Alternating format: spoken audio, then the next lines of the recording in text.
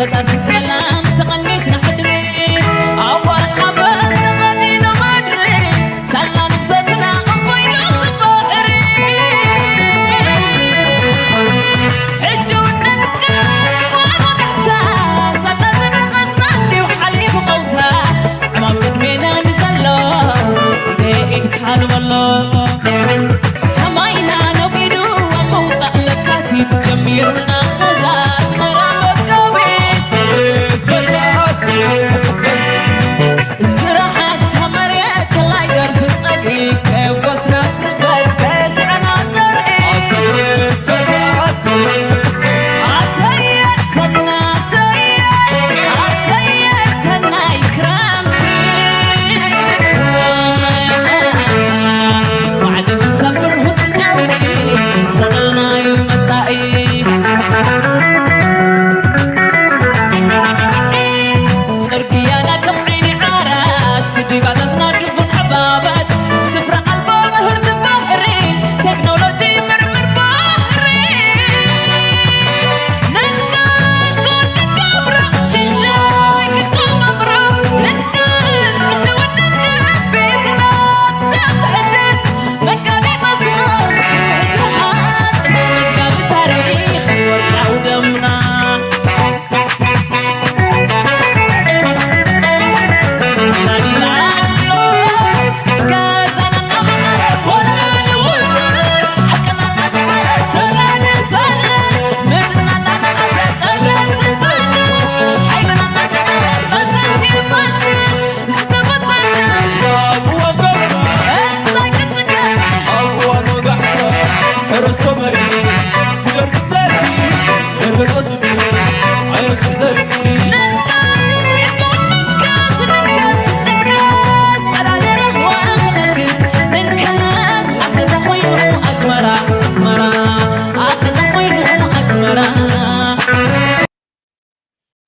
سلام تخطاتلتنا إذا channel كما يتخونوا تبوك تكونوا ناي وتر تمنيتنا يلومون كم وتروا العلا قداس نزل لهم زينات زبالنا يمحزنا لكم متينا لنا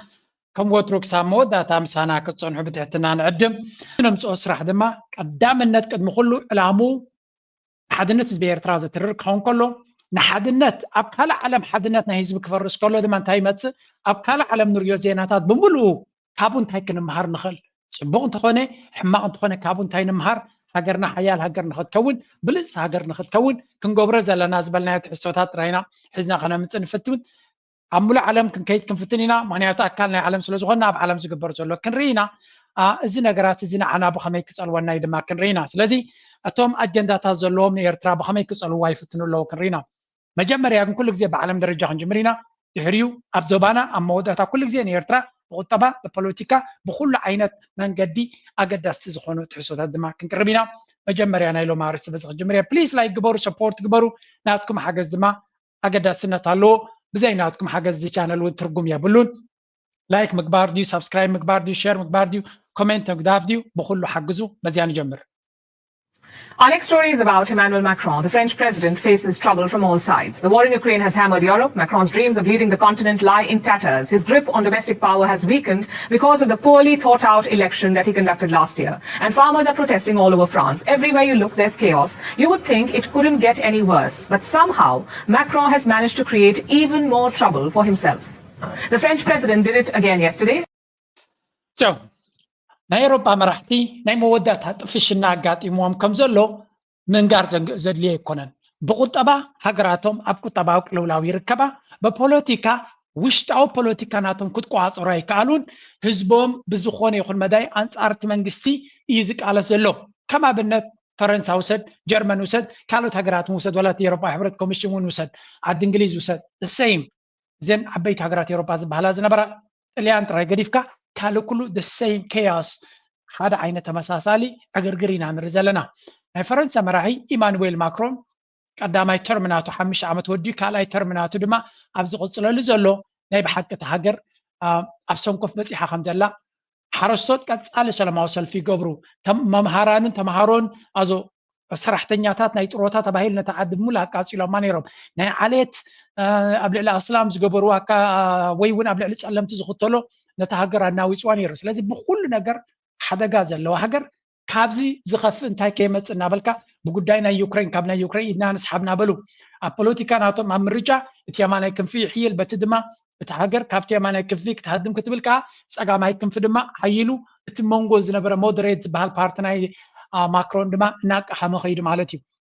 እዚ ኩሉ እኹል ምኾነ እናበልካ ከለኻ ካብኡ ዝገድድ ድማ ሕጂ ኣፍሪቃ ፀሪፍ ኣሎ ንመራሕቲ ናይ ኣፍሪቃ ንሙሉእ ዓመታት መዝሚዙ ሃብቲ ናቶም ይሰርቕ ከም ዘይነበረ ሃገርናቱ ብፀጋታት ናይ ኣፍሪቃ ሕጂ ዘለዎ ደረጃ ቁጠባ ናይ ፈረንሳ ብዓብዩ ምዝመዛ ናይ ኣፍሪቃ ስለ ዘለዎ እዩ ዝበሃል እሱ ከይሃክል ሕጂ ድማ ትትዕቢት ናቶም ብኣፉ ገሊፅዎ ኣሎ ብርቱዕ ተቃውሞ ድማ ካብ ኣፍሪቃ ገጢምዎ ኣሎ ክንርኢ Another classic foot in the mouth moment where he casually insulted a bunch of African nations. Take a look.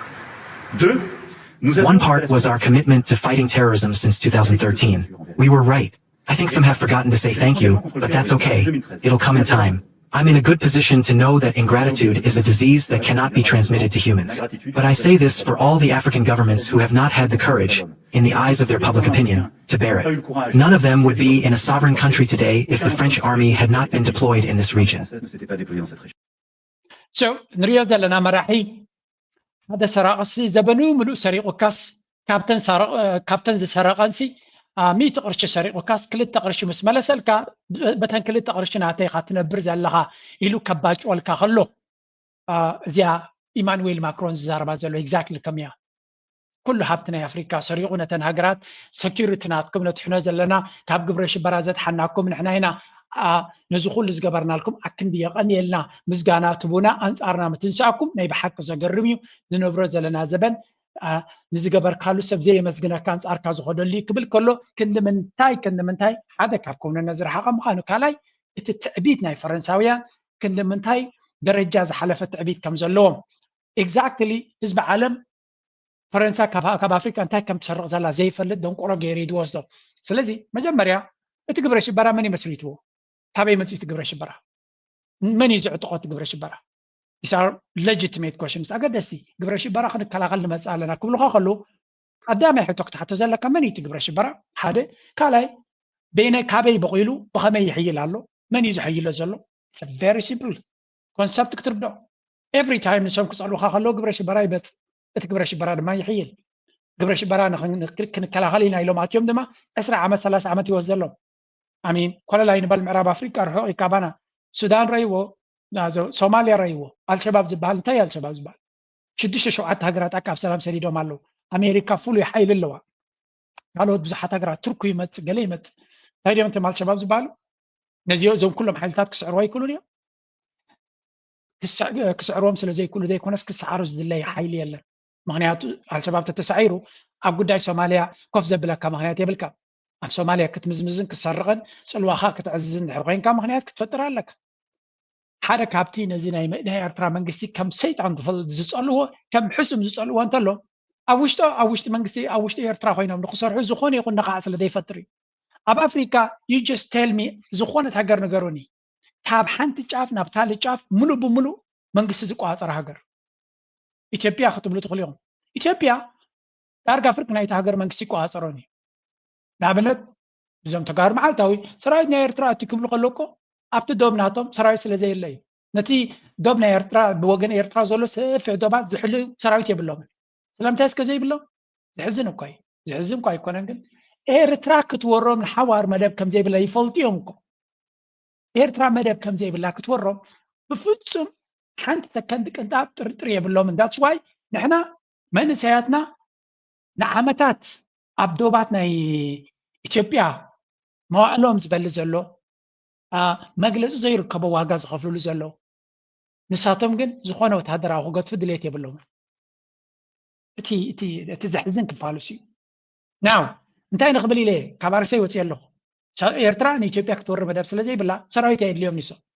ካብ ኤርትራ ዝኾነ ስጋት የብሎም በፃሪ ኤርትራ ብሙሉእ ስጋታ ካብ ኢትዮጵያ እዩ ዝኾነ ዕድል ተኸፊታትላ ክትወራ ትኽእል እያ ድሕር ዝብላ ሃገር ኣይኮኑ ዓቕሚ ሃልይዎም ዘይኮነስ ዓቕሚ ዘይብሎም ከለውን ክንወረኩም ኢና ይዘረቦም ኦኬ ንመለስ ናብ ፈረንሳ ከንታይ ዝብል ዘሎ ንሃገራት ኣፍሪካ ንብዙሓት ሃገራት ብፍራንኮፎን ዝበሃል ኮንሰፕት ባንኪ ናቶም ተቆፃፂሩ ሃብቲ ናቶም ናብ ፈረንሳ ከም ዝመፅእ ዝኾነ ይኹን ሃብቲ ናይ ቡርኪና ፋሶ ናይ ማሊ ናይ ኒጀር نزحلف أسوس عمتات كساب زين كلتا عمت زحلف عمت مالتيو ورق ترخيبه نداد ترخيبه بملو فرنسا تجزو بزي فقاد ناي فرنسا مزغونه حجر ركب كغبري كلونيم كله تهبت ناي حجر بناي فرنسا باطيرا تذكرم كه ناي فرنسا باطيرا فرنسا كويتو تكمل نات ورقه ناي فرنسا فرانكي زبال فرانكي زبال ابي فرنسا تقميه بلو ورقات نما ما سوقو ناي سوفت نشقا ونكنت كمال يدخلني مغنيات ابشقا تغير كاو ناي كيدني ولا حنت تقم زي بلو ورقات نزن هاجرات زياتن نزو ورقات بمهاب هابتناتن اب فرنسا تقومت الله كابز زخف مرقم انتي كل يقل كم زين زقبرات نبر هاجرات كاب اكراك ام زليخه نحنا نقبر لكم حلفه قديفكم سي انا بحكي زيتي يغني ليناتنا امين كابزن اللي على تعرف كل يكلني كنا حنسمع نشتي. That was Macron giving a grand foreign policy speech, addressing a gathering of French ambassadors and chalking out the way ahead this year. Somehow, Macron thought that this was the right time to pick a new fight with people who already don't seem to like him very much, the people of Africa. You know that France has been on the back foot in Africa over the past few years. It had military bases all over the continent, mostly in its former colonies in West and حزب أفريقيا بفلا معرب أفريقيا كان حرص الآتنا فرنسا من فرنسا ترى إذا يكون استغلالا نقول أوروبا فمثين أمين غيرمكم إيرترا عباي كبرت حجر يا باطاطو مبزعتهم من سياتنا أفريقيا أبي إيرترا زلوا أكايدا بتعميم زخبروه هو ميديا نفسه كفجز إنترنت خافت غلو إيرترا سمين كوريا كفتيا شيء أنا ويتهجر يا قل ملزبل ميديا ترى سلزم ببو كبيدي بزعبا إيرترا نغفلتو الزخاب بزوس عريض لينالو every time بزعبا إيرترا غفلتو غلو شجرنا إيرترا يكونن زرايم ترجمنا لهم إنترنت سلزي بالله يكونن زرايم إيرتراويان ندق خدو سلزي كل يكونن زرايم انتهى داي زرايم إيرترا لولاويت هجر مخانا إيرترا مجابريا نايس عادو زي مخانا بزيات راين إيرترا لعل كبريز اللوا من البات إيرتراويان جينا ناتنا صقاي فلتنا لنا ويون اوكي نفلت يمكن بلاي نخلينا قد بمعك انا ناي كالوت اتصقا ما بإيرترا زلون ابكال زلون زياد صبو غيرك ترداكم كده ليه ابي إيرترا زلو نعشت نغرات سلازغودلنا نابن نعشت نغرات كلكم كلوتا مالتي ابي إيرترا اتمنغسي نشتي رقات راي زلو نشتي رقات كابزي زلو نا ኢትዮጵያ ናይ ገለን ጻቅትን نشتي رقات ترخيب انت غبرخ ኢንተርኔት ከፍተ ይخل ተርዲኹም ለኹ ነገራት ከም ድሌቶም ከአቱን ክወጹን ከፍቅድ ይخل ምክንያቱ መሰረታዊ ሓያል ሰራዊት ኣሎ ጸጥታ ናይ ታግራው ሄሲ ዶባት ናቱ ሙሉ በሙሉ ዝቋጸር ሓያል ሰራዊት ኣሎ ስለዚህ መንግስት ኤርትራ ብሉጽ መንግስት ንክኸውን ንሽተይ ጥራይ ዘድልዮ ዘሎ ንኣብነት እቲ እገዳ ተተላዒሉ ንግዲ ክጅመር ሰብ ከም ድሌቱ ክነግደሉ ዝኽእል ሓረስታይ ክሓርሰሉ ዝኽእል ነጋዳይ ክነግደሉ ዝኽእል ተምሃራይ ክመሃረሉ ዝኽእል ካብን ናብን እዚአን ነገራት እዚኣተን ጥራይ እንድሕራፍ ከይዱ መንግስቲ ኤርትራ ካብ ዝበዝሑ መንግስታት ናይ ኣፍሪካ ኣብ ውሽጢ ሓፂር ግዜ ክበልፅ እዩ ስለምንታይ ኤርትራ መንግስቲ ኣለዋ ሓያል መንግስቲ ኣለዋ ሃገሩ ዝቋፀር መንግስቲ ኣለዋ ውሽጣዊ ፀጥታ ኣለዋ ርግኣትን ሰላምን ኣለዋ ስለዚ ኣብ ኤርትራ ቢዝነስ ክትገብር ከለኻ ግብረ ሽበራ መፅኡ ትካልካ ከይቃፅሎ ኣይትፈርን ኢኻ ቀዲኹም ወይ ካልእ ሓይሊ መፅኡ ከይብትኖ ኣይትፈርን ኢኻ ምክንያቱ ሕግን ስርዓትን ዘለዎ ሃገር እያ ውሽጣዊ ሰላም ዘለዎ ሃገር እያ ቱሪዝም ናይ ኤርትራ فلايت ستجميرو أبي إيرترا كي كلسك كي سرق ويتقتل كفرها يكلني معناته حيال ويشتاو سلامن رجعت نزلوا هجريا أمونكو حد عتق وجلة شوي خي وزد كايت فرنيقة أبي إيرترا هم زبالي يلا انتهينا أنا بلزلنا إيرترا نشتيلوت مقبار ترايزد ليا and then everything is gonna be perfect مالتي تعبي بوليتيكاو مريج عادو قال ما لسه كسيل ما تزغلي انت عرفت دليل مالتي أنا زد لياني إيرترا كل نجارات صبغ اللوا مجمريا اتاب كبابيا زلو كنتات بتعمي سند صلوا حساب حجي تنصيلا نيرا كابت تنصلو وصي الله حجي كابت كل زنبره تنصلو اتي دبنانا تنصلو تعالي لالو حجي انتي تريفوا زل إيرترا مسرتاو نعش نغراتي مخفض افز زخفته بعز زربنا تايسخ انترنت زي بالله هاجريا ስለዚህ ኢንተርኔት ክትከፍት ትኽእል ኢኻ ውሽጣዊ ፍላይት ናቲ ከቢድ እዩ ክትከዶ ይትኽእል ኢኻ ከምዚ ነገር ክትገብራ ይትኽእል ኢኻ መንግስቲ ኤርትራ ብቐሊሉ ክገብሮም ዝኽእል ነገራት ኣለዎ ብቐሊሉ ክገብሮም ዝኽእል ኣብ ሓፂር ግዜ ገይሩ ድማ ማዕረቶም ካልኦት ኣፍሪካውያን ነባሃልቲ ክጎይ ይኽእል እዩ ንኣብነት ኤቲኤም ባንክ ድዩ ኣብ ፈቐዱ ባንክ ጌርካ ገንዘብ ከተውፃሉ ትኽእል እሱ ቀስ ኢልካ ክግበር ዝኽእል እዩ መሰረታዊ ሰብ ናብቲ ኤርትራ ቬኬሽን ምስ ገበረ ኣገለገለ ወላ እውን እቲ ኢንተርኔት እናተቆፃፀርካ ዘድሊ ነገራት ትገብረሉ ምክንያቱ እዚ ኩሉ መንእሰይ ክመፅእ ከሎ ሎሚ መንእሰይ ኣብ እንዳ ሻሂ ኣትዩ ማይ ኣይኮነን ዝሓትት ዋይፋይ ዝሓትት ስለዚ መሰረታዊ ኢንተርኔት ድሕሪ ክትገብር ክኢልካ ኤርትራ ድማ ብቐሊሉ ክትበፅሖ ትኽእል እያ እዚ ነዚ እንድሕሪ ጌራ ብኣፍሪካውያን ዝበለፀት ሃገር ክትከውን ትኽእል እያ ምክንያቱ ቀዳማይ ኣብ ኣፍሪካ ዘየለ እንታይ እዩ ሰላም እዩ ዘየለ ናፃ ዝኾነ ካብ ገበናት ናፃ ዝኾነ ሕብረተሰብ እዩ ዘየለ ነዚ ኩሉ ዝገብር ዝነበረ ፈረንሳ ከይተሰከፈ ኣብ ዝዋን እዚ نتخل زجبرنا لكم تانكي بالكم نام بمبال نمان بوتاي خفتلو له نتهم كالو تجرات أينو نبي يرتراجع إذا سأقول عزل لغانه فرنسا أب نيجر زجبرته ويجي ملز زجبرته أقدر سنة كونتلون أنا يرتراوين تاي زجد سنة بمنصرنا كالو تجرات أب كمية رجالنا بموددارنا كالو تجرات أفريقيا أبيد رجالنا نزيات رأينا كل جزء كقول لحزفتن أوكي نشتي نسمع يوم أبزي أتهم كالو السبات كمية جبر ملسيه باللغان رأي In Chad have reacted strongly after French President Emmanuel Macron said Sahel countries were ungrateful for the role France played in fighting jihadist insurgencies. Let's listen to what he had to say to ambassadors in Paris. We had a relationship. By the way, zik zarab kollo nimani tazaribo natom ambassadrat nay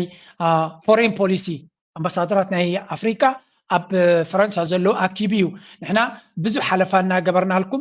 نسخاتكم ግን አክንድ ቴንክ ትብሉና በንጻሩ አንጻርና ተኸደለኹም ግን ወልሓንቲ ጸገም የብሉን نحنا ምስጋና ብዙ ሓይን ደልኒና ብዘስምዕ ዘረባ ይተዛረብ ዘሎ French army had not been deployed in this region. And in response, Chad's Foreign Minister Abderrahman Kaloumala said in the Sahel region, in former French colonies like Mali, Burkina Faso and Niger, right under the noses of the French troops stationed there. This instability led to multiple ሕጂ እንታይና ሪና ደለና ፈረንሳ ጽልዋናታ እና ጎደለ ይኸይዳሎ ካብ አፍሪካ ወታደራውን ቁጠባውን ቤዝስ ናታ እናተዓጽወ ይኸይዳሎ ንብላለና መወዳቱ ዳናበይ ክበጽሕ እዚ ጉዳይ ዝንድሕሪልኩም ሰለስተ ሃገራት ጠቕላላን ፈረንሳ ሰጉይጎን ብነፍሰን ደው ክብላ ጀሚረን ኣለዋ ንመንከ ቦታ ይኸፍታሉ ኣለዋ ንራሻ ዝበሃል ሃገር ንቻይና ዝበሃል ቦታ ብሰፊዑ ይገጥፋ ኣለዋ ንኻልኦት ድማ እንታይ ማለት እዩ እዚ ኣብ አፍሪካ ክሳብ ሕጂ ዝሕዝን ክፋሉ ኤውሮጳ ምስ ወፀት ቦታ ብኻልእ ክትከለካ ኤርትራ ሓደ ምስ ወፀ ብዝኾነ ነገር ኣይንትከኦን ኢና ናትና ሓይሊ ክምስርት ኢና ዝበለት ሃገር እያ ኣብ አፍሪካ እንከምኡ ክትገብር ከቢድ እዩ ስለምንታይ እቶም መንግስታት ጌና ፍራጃይል ከምዚ ሰንኮፍ ዘለዎ ስለ ዝኾኑ ብቐሊሉ ክትኣልዮም ትኽእል ኢኻ ስለዚ ንፈረንሳ ኣሊኻ ነቲ ቦታ ናታ ብገለ እንተደይ ተኪካዮ ፈረንሳ ብገለ ጌራ ነቲ መንግስቲ ክትኣልዮ ትኽእል እያ ሓያል መንግስቲ ሓያል ሰራዊት ስለ ዘይብሉ ዳትስ ዋይ ተቐላጢፎም መተካእታ ናይ ፈረንሳ ዝደልዩ እዚ እዚአን ሰለስተ ሃገራት ተሪኻየን ቀልጢፎም ገሊኦም ምስ ቻይና ገሊኦም ምስ ራሻ ኮይኖም ነቲ ቦታ ነቲ ናይ ሴኩሪቲ ጋፕ ተፈጢሩ ዘሎ ክትክእዎ ክኢሎም እዮም ፅቡቅ ዲ ሕማቅ እዚ ብዙሕ ዲቤት ክገብረሉ ትኽእል ኢኻ ግን ብሓፈሻ እንታይ ኣለዎም ኣማራፂ እዮም ዝርእዩ ከማና ባዕሎም ነፍሶም ዘይክእሉ ገለገለ ክትብል ትኽእል ኢኻ ኖ ኤርትራ እቲ ሰውራ ናይ ኤርትራ 30 ዓመት ኣብ ኔው ተዳልዩ ይመፅዩ እዚኣቶም ከምኡ ይኮኑን ልዕልዋ መንግስቲ ኣብ ውሽጢ ሓፂር ግዜ እዮም ስልጣን ሒዞም ዘለዉ ስለዚ ኣብቲ ሰራዊት ይኹን ኣብቲ ኢሊት ናይቲ ሃገር ፈረንሳ ሰራውር ሰዲዳ ዘለያ ብቐሊሉ ጌራ ነቶም ሰራዊት ድዮም ገለ ነቶም ሓላፍቲ ገንዘብ ኣብልያ በክ ከተብሎም ትኽእል እያ ተቐላጢፎም ነቲ መንግስቲ ክቋፀረሎም ዝኽእል ወይ ብግብረ ሽበራ ዕጡቕ ሰራዊት ኣምፅያ ክትኣልዮም ስለ ትኽእል ብመብዛሕትኦም ናብ ፑቲን ክፅግዑ ከለዉ ገሊኦም ናብ ቻይና ተፀጊዖም ገሊኦም ድማ ምስ ክልቲአን ሃገራት ምስ ቻይናን ራሻን ዝምድና ብምግባር ነቲ ጋፕቲ ክሽፍንዎ ይፍትኑ ኣለዉ ፈረንሳ ድማ ኢዳ ይሃበትና ኣላ ብዝተፈላለየ መንገዲ ነቲ ስልጣን ተመሊሳ ንኽትኣልዮ ብኩሉ ትፅዕር ከም ዘላ እዩ ዝንገር ዳትስ ዋይ ድማ እቶም መራሕቲ ናይ አፍሪካ ናይ ብሓቂ ስክፍታት ዝስምዖም ዘሎ እስከ ንእሽተይ ንስማዕዮም ኣብዚ ንእሽተይ ንስማዕዮም ሞ ድሕሪኡ ካላ ሪፖርት military coups in West Africa, in Mali, Burkina Faso and Niger. And the military juntas promptly decided to switch partners. They kicked France out and chose to work with Russia instead. They believed that the Russians would be more effective against the terrorists. The decision had a knock-on effect. Anti-France sentiment started spreading to other countries hosting French troops like Chad, Senegal and most recently the Ivory Coast. This is a massive failure for France, a moment of shame. But Macron does not see it that way. He says Paris is not on the back foot. Instead, he blames the African nations. Macron called them, and I'm quoting, ungrateful. And then he said, and let me quote again, none of them would be in a sovereign country today if the French army had not been deployed in... So እንታይ ዝብል ዘሎ ብሓፈሻ ድሕሪ 60 ዓመት ናፅነት ናይተን ሃገራት ናፃ ምስ ኮና ክሳብ ሕጂ ሰራዊት ናይ ፈረንሳ ከም ድሌቱ ዝፃወተለን ዝነበረ ሃገር ልኡላውነት ናተንሲ ሰራዊት ናይ ፈረንሳ ዓቂብዎ ነይሩ ይብል እቲ ግብረ ሽበራ ኣብተን ሃገራት ዘሎ ኣዚፍ ካብ ሰማይ ዝነጠበ ብሓፈሻ so much about those people እስከገለ አፍሪካውያን ክዛረቡ ከለው ንስማ had revealed his contempt for Africa. Senegal's Prime Minister Ousmane Sonko also said France had in the past contributed to destabilizing certain African countries such as Libya, which had disastrous consequences for ክልተ መራሕቲ ናይ አፍሪካ ድሮ መልሲ ይቦም ኣለዉ ሓደ ካብኦም እቲ ናይ ፕራይም ሚኒስተር ናይ ሰኔጋል እዩ ፈረንሳ ቀዳማይ ነገር ንፀጥታን ርግኣትን ናይ አፍሪካ ብዙሕ ሕማቕ ታሪክ ዘለዎ ሃገር እያ ሕጂ ድማ ዓቕሚ የብላ ዋላ ክእለት እውን የብላን ነዚ ሰላምን ርግኣትን ናይ አፍሪካ ከተውሕሲ ሓደ ድሌት የብላን ካልኣይ ድማ ዓቕሚ እውን የብላን ስለዚ እንተኽኢላ ኢልዎም ንብረትኩምን ሰራዊትኩም ሒዝኩም ተኣልዩላ ፀጥታናን ሰላምናን በዓልና ከነውሕዝ ዝኽእል ኢና ብምባል برايم مينستر ناي سنغال تزاريبهم ناي ጫድ ድማ ኣብ ዝለንከነ ሰራዊት ናይ ፈረንሳ ንኸውፅእ ዝኣዘዘ ማለት እዩ እንታይ ብላ ኣሎ ፈረንሳ ደይመ ደይላ ተንኮል ሽርሕን ካብ ምግባር ሓሊፋ ንኣፍሪካ ዝኾነ ነገር ክትገብሮ ትኽእል ፀጋ የለን ንሕና ድማ ንፈረንሳ ውፅልና ክንብል ከለና ንህዝቢ ፈረንሳ ፀሊና ወይ እውን ሃገር ፈረንሳ ፀሊና ኣይኮነን ውሽጣዊ ጉዳይና በዓልና ክንኣሊ ስለ እንደሊና ብምባል ክልተ ሃገራት መሊሶምሎም ኣለው እቲ ካልእ ድማ መብዛሕቱ ፀሊም ድማ ተሪ ዝኾነ ግብረ መልሲ ይህበሎኒ ማክሮን The region's security. Now, Chad, Senegal, and Ivory Coast have recently ended security agreements with France, while Mali, Burkina Faso, and Niger told French troops to leave following coups. Now, to discuss this more, we're now joined by أجي من البعض زي نجارات زي بإيرترا نويح زي سزر بليو من سير تراون نزي مرابا علم نويح تزاريبون يروجن حنت نجارات زي تمليسة كروب ريبورت كبكم يكابزي أبزي أسكت سمعوهم. think we are free as Africans? Not really. We have the unfinished business of decolonizing economic structures. Yes, we have our own territory and our flag and our national anthem and football teams and all of that, but that's one particular aspect of sovereignty. But if you don't have food sovereignty, if you don't have energy sovereignty, if you don't have technological sovereignty, then you don't really have full independence. Now, the African Union እዚ ሓደ ካብቶም ኣብ ኣፍሪካ ዘፍረየቶም ብሉፃት ስኮላርስ እዩ ቱኒዝያዊ መበቆል ዘሎ ናይ ብሓቂ ብሪልያንት ዝኾነ ርዲኢት ዘለዎ እዩ እንታይ ዝብል ዘሎ ኣፍሪካ ናይ ብሓቂ ናፅነት ኣለዋ ዶ ወይ እውን ልኡላውነት ኣለዋ ዶ ኢልካ ክዝረብ ይኽእል ዶ ምስ በለቶ ነው የብልናን ኢሉ ማለት ልኡላውነት ማለት ኤግዛክትሊ እንታይ ማለት ምዃኑ ክትፈልጥ ኣለካ እወ ባንዴራ ኣለና ሃገራዊት ጋንታ ኣለና ኣብ ውድድር ናይ ኩዕሶ እግሪ ይኹን ናይ ኣትሌቲክስ ንሳተፍ ኢና ሃገራዊ መዝሙር ኣለና እዚታት ኣለና ኢሉ ግን ልዑል ናይ ብሓቂ ልኡላውነት ክህልወካ መጀመርያ ፉድ ሴኪሪቲ ክህልወካ ኣለዎ ኢሉ መግቢ ነፍስኻ ክትክል ኣለካ ምክንያቱ ከብድኻ ክሳብ ዘይመልአ ክንደይ ክዳውንቲ ኣለካ ትርጉም የብሉን ክንምንታይ ክዳውንቲ ኣለካ ኣብ ገዛኻ ክንምንታይ ጫማ ኣለካ ወላ ካልእ ኣለካ መግቢ ዘይብልካ ትኮይንካ ኣብ መወዳእታ ብጥሜት ክትመውት ትኽእል ኢኻ ንመግቢ ክትብል ድማ እቲ ንብረትካ ብሕሱር ክሸጦ ትኽእል ኢኻ ምክንያቱ ብዘይ ክዳን ሰብ ብሓንቲ ጨርቂ ኣዋርሕ ክቕፅል ይኽእል ዓመታት እውን ክቕፅል ይኽእል ይኸውን ከይበልዐ ግን ሶሙን ክቕፅል እንተኻኣለ بالعلي كأصل هاي كله، ስለዚህ መጀመሪያ ንኣፍሪካ ግዝእቲ ንኽትከውን ዝገበርዋ ነፍሳ መግቢ ከተፍርክ ከም ዘይትኽእል ወላ እኳ ዝበለፀ መሬት እንተለዋ በቲ ምዕቡል ሕርሻ ጌራ ነፍሳ ክትክእል ከም ዘይትኽእል እዮም ገይሮማ ካልእ እቲ ዝለምዐ መሬት ኣፍሪካ እቲ ዝበለፀ ሓመድ ናይ ኣፍሪካ እቲ ዝበለፀ ጎላጉል ናይ ኣፍሪካ እንታይ ዝፈርዮ ትፈልጡ ዶ መብዛሕትኡ ግዜ ካሽ ክሮፕስ እዮም ዝፈርያው ታይም ዚኣቶም ቡን ክኸውን ይኽእል ካካዎ ክኸውን ይኽእል ኣቮካዶ ክኸውን ይኽእል ፍዮሪ ክኸውን ይኽእል ኩላቶም እዚኦም ንብረት እዮም ክብልዑ ዝኽእሉ ይኮኑ ኩላቶም ኣብ ዓለም ከይዶም ተሸይጦም ናይ ወፃኢ ሸርፊ እዮም ዘምፅኡልካ ዝረብሕ ገንዘብካ ኣይኮኑን ዘምፅኡ እቲ ዝሕዝን ክፋልከ ነዚ ነገራት እዚ ብዘይረብሕ ገንዘብ ሸጥካ መግቢ ዝብላዕ ትገዝእ መጀመርያ እዘን ሃገራት እዚኣተን መግቢ ኣፍርየን ንሃገረን ዝኸውን መግቢ እኹል መግቢ እኹል ዘይቲ እኹል ኣስቤዛ እንተዝገብራ ነይረን ፈርጆምን ኣለኹም ህዝብኻ እኹል መግቢ እንተረኺቡ እቲ ካልእ ቀሲልካ ከተርክበሉ ትኽእል ኢኻ ኦፍኮርስ መግቢ ጥራይ ስለ ዘለካ ሙሉእ ናፅነት ኣለካ ማለት ኣይኮነን ቴክኖሎጂ ክህልወካ ኣለዎ ነብስኻ ዝኽኣልካ መሰረታዊ ቴክኖሎጂ ክህልወካ ኣለዎ መሰረታዊ ፀዓት ክህልወካ ኣለዎ ኩሎም እቶም መሰረታውያን ባእታታት ናይ ሓደ ቁጠባ ክሳብ ዘይብልካ ከም ሃገር ወይ እውን ከም ኣህጉር ናፃ ሃገር እየ ናፃ ልኡላዊ ኣህጉር እየ ክትብል ኣይትኽእልን ኢኻ ሕጂ ብዛዕባ ኣፍሪካን ዩኒዮን ዛረበኻ ስምዑ ኣብዚ ናይ ብሓቂ ብዙሕ ሰብ ዘየሰብለሉ ጉዳይ እየ ብዚኣ and other donors. So if our core decision making is not really have full independence. Now the African Union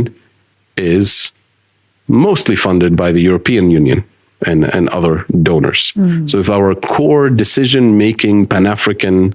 process is funded by our competitors, let's call them, right? Why do we expect them to fund the very core things that will make us less dependent on them, that will make us truly their competitors, and in some areas in the long term, we may actually dominate. So, taiblallo, kalay, African Union, Hibrat Africa, መቸም ፕሬዚደንት ኤርትራ ብዛዕባ ሕብረት ኣፍሪካ ተሪፍ ዝኾነ ዘረባ እዩ ዝዛረብ ኩሉ ግዜ ሓደ ካብቲ ንጥቕሚ ኣፍሪካ ዘይሰርሕ ዘለዎ ትካል ወይ እውን ኣህጉራዊ ትካል ግን ክዕረ ዘለዎ ዝብሎ እንተሎ ንስ እዩ እንታይ ዝብል ዘሎ እዚ ኣኪላ ድማ ሕብረት ኣፍሪካ ባጀት ናቱ ካበይ ዝመፅእ መጀመርያ ሓደ ትካል ንረብሓ ምንታይ ይሰርሕ ክትፈልጥ ተደሊኻ ኣታዊታት ናቱ ካበይ ዝመፅእ ባጀት ናቱ ካበይ ዝመፅእ ክትፈልጥ ክትክእል ኣለካ أنا نحد سبي خفلون تلخو جنزبي خفلون تلخو أنت أريك سرح كل السبسي ترجم لهم سلازي تيروبا حبرة تايز دلي نجارات كم زلوا مقصلو كمي معلوتي سو أوروبا زخون يكون هبتي بلا مبزحت هبتنا تكاب أفريقيا يدمت أقاتاتي ترى نجارات يبلان إندستري ناتا زخون ترى نجارات يبلان أوروبا سلازي مبزحتو نجارات كاب أفريقيا يدمت سلازي أفريقيا كم زلاتو درجة معبالناتا كم زحجز نبر كم كلام زنبرو يكونز دليو سلازي نتي حبرة أفريقيا جنزب كبو خلو عبيت ترانسفورميشنز ويقول سربة تخلوت أب أفريقيا أنا 5 إلى ما يكون دايرة حشوية أنا أفريقيا أنا كغلصل أنت زي كون نيرو حبرة أفريقيا أديس أبابا كفيل له أفريقيا نينونسي أب أديس أبابا كفيل زلو أفريقيا أنت كايد له كوينات هاتد أب روم أب تجراي كم يزبلا كوينات هاتد نيرو كل حنت رجع براي كالن أب أورومو كمو أو أوروميا كم نيرو أب أمحرا كم له أب كالو كم له حرايس كوشت أو قداينا هجرات هاتوني يدو عيتوني كتب له تقول يوم أب سوماليا نخلي عمتات شجرا يقول سلالو أب السودان كم يزبلا كوينات هاتد كايد له نزو كله ولا حنت أستواصل زي بلو تكالنا نرزلنا سلازي أبو كفيل خلو معات بليونات جنزب زتف معات أخيباتات وعلاتات نزجبر ولا حنت سجلنا أفريقيا انكفتح زي كل تقينه لمن تاي كفيل زلابو ويلك خد حتى تزجباك انتهي تأستواصلناتو إيرترا وقربيت حجر كلا تنسيلات أجيرا انتهي سلز جبرت نال الشباب من يزعج زلت في وافريقيا حبرة أفريقيا أب إثيوبيا يزلوا سوماليا يزلوا قدايك كواسر هيكل إيرترا انتهي تكبرلا سلمتها يزبي إيرترا 5 ركبالو كزاربا هيكل الرأي نيرترا وقربيتها يزلوا سلازي ولا حنت سجام كفتح زي كل مبشي سجاماتنا أفريقيا كخوفون كبلاشون زجبروا الدبيو سخانتايو اكزاكتلي كمو عين السرح نخسرح سلسته هندسي اتم باجتو زغفلو زلو نزيوم زغبرو نزي نخغبر يوم زليو بنصارو ناتو باجت تزلو نيرو نيشتي اوفيس حيزو ولا ناشتو انتخونه شجرات كفتح مخاله انتخونه كساب حجه حبرة افريقيا نتا افريقيا كتغماي كالن كغودات رايز خاله قال حنت زربالا توبزيا What's the greatest lie that has been told about Africa? Africa is poor, right? Africa is not poor. If Africa was poor, we would never have been colonized. Nobody would ever, set foot here to extract anything. Africa is extremely rich. That's precisely why. قال لك انت لا تسكي بزعب افريقيا سي حصوت بزعق زي زرب الله حصوت انت لا اسكن غرنا لا تسي افريقيا the poorest continent الدخا continent نابلت معرب العالم افريقيا قبل كل سب نزز على انت يدمصو دخنت يدمصو افريقيا دخاي كونت دخا انت تقول كلاتهم اب افريقيا مصيو ما يملمنون وين افريقيا خغزو وين اب افريقيا اماي تغايون يل افريقيا زحبت ما كونتيننت زبس حبت زلو كونتيننت بعالم افريقيا تسقم حزب افريقيا تحبتنا افريقيا افريقياوያን ከም ዘይረብሑሉ ስለ ዝኾነ ሲስተም ደይመ ደይ ተባሂሉ ስትራክቸር ሳብ افريقيا ዝቆመ حزب افريقيا ንኸይምዕብል ንኸይትንሲ ሕጂ እዚ ክንብል ከለና افريقياውያን ወል ሓንቲ ጉድለት የብሎም ይብል ያለኹን ማዓት ጉድለት ይዘለዎም افريقياውያን ዝበዝሕ ፀገም ናይ افريقيا ኣብዚ ዋን እዚ افريقيا ዝገብሮ ዘሎ እዩ መራሕቲ ናይ افريقيا እውን እንትኾነ ኤግዛክትሊ ፀገም ናይ افريقيا ንምቕራፍ ዝሰርሑ ይኮኑን እንታይ ዳ ኣብ ዘየድሊ ሓሸውየ ዝነብሩ መራሕቲ ውሕዳት ኣይኮኑ ስለዚ ያስ ናይ ደገ ፀቕጥ ኣለዎም እቶም ቁሩብ ተስፋ ዘለዎም መራሕቲ ድማ ዝኾነ ለውጢ ከምዘይ ገብሩ ገይሮም ሸናኺሮም የብልዎም ንኣብነት ካልእ ስንግደፎ ናይ افريقيا ዘይንፈልጦ ወይ እውን ካባና ርሑቕ ክንዛረባ ይንኽእል ኢና ኣብ ኤርትራ ዘሎ መንግስቲ ኢማጂን ካብታ ዝብገሳ ካብ 91 ዝተበገሰ ኣሜሪካ ይኹን ኤውሮፓ ዝኾነ ይኹን ፀገም ተዘይገብሩሉ ወላ እውን ምስ ኢትዮጵያ ዝተገበረ ኩናት ሕማቕ ነይርቱ ኩናት ጌጋይ ነይርቱ ኩናት ግን ኣፍሪካዊት ሃገር ኣልጀሪያ ትበሃል ሃገር ንኽልቲኦም ኣሰማሚዓቶም ኣብ 2000 ስለዚ ኣብ 2002 ድማ ብይን ተዋሂቦ ተርዲኹሎም እቲ ኩናት ብሰላማዊ መንገዲ ተዋጊኦም ግን ኣብ መወዳእታ ኣብ ጣውላ ወዲኦሞ ኣብ 2002 ድማ ብይን ተዋሂቦም እቲ ብይን ድማ እግባይ ዘይበሃሉ እዩ ተባሂሉ ሶም ካብ 2002 ንኤርትራ ዝኾነ ይኹን እገዳ እንተዘይውርዱላ ኤርትራ ኣብዚ ሕጂ ከምዚ ሕጂ ዘላቶ ምኾነት ኤርትራ እዚ ሕጂ ዘላቶ ፀገም መጋጥማ ዶ ወይ እውን እቲ ደረጃ ቁጠባን እዚ ዝወረዳ ፀቕጢ ዝሓለፈ 10 ዓመት ናሃለዎ ዶ ኖ ቀሲላ ማዕበለት ሜቢ ከምቲ ናይ ቀደም ብፍጥነት ኣይ ማዕበለት ምስ ኢትዮጵያ ንግዲ ስለተቋረፀ ክትብለን ትኽእል ኢኻ ፌር ኢናፍ ይርዳእክያ ከምቲ ኢልካኒ ይርዳእክየ እቲ ሕቶ ግን ኤርትራ እንተዘይትእግዳ ቀሲላ ብዙሕ ነገራት ክትገብር ምኻለት ህዝባ ከምዚ ኢሉ ፋሕብቲ ናይ ማእተወ ስለተረዲኹም ንለኹም ስለዚ ዓይንና ከፊትና ነቲ ኩነታት ብሰፊሑ ክንግንዘቦ ንፈትን ኩሉ እዚ ምዕራባዊ ዓለም ኢዱ ዘይእቱ ነይሩ ተዝኾነ ኣብ ኣፍሪካ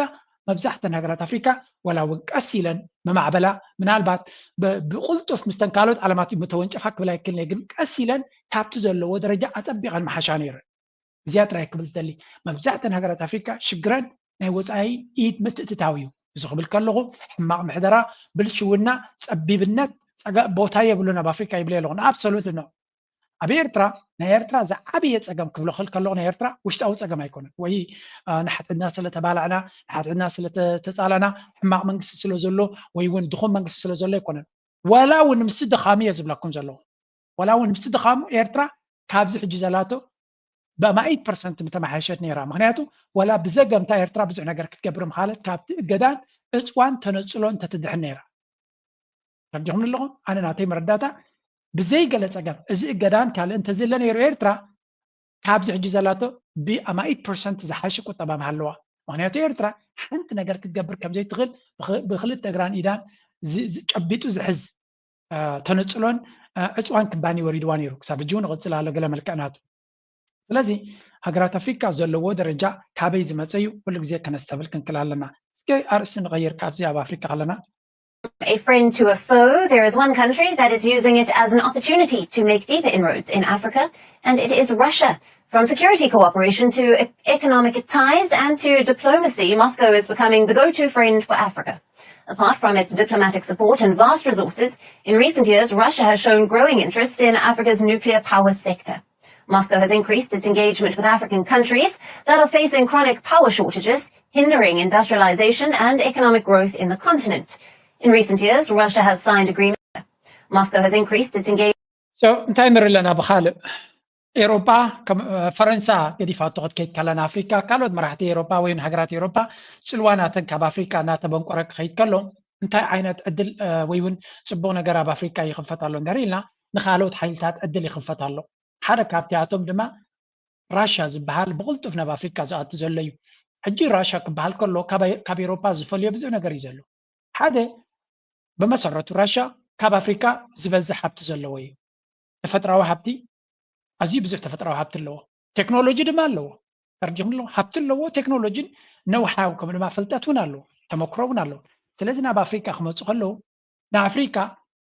ናይ ፀጋታት ቦታ ጥራይ ኣይኮኑ ዝርእይዎ እንታይ ዳ ንኣፍሪካ ዕዳጋ እዮም ዝርእይዎ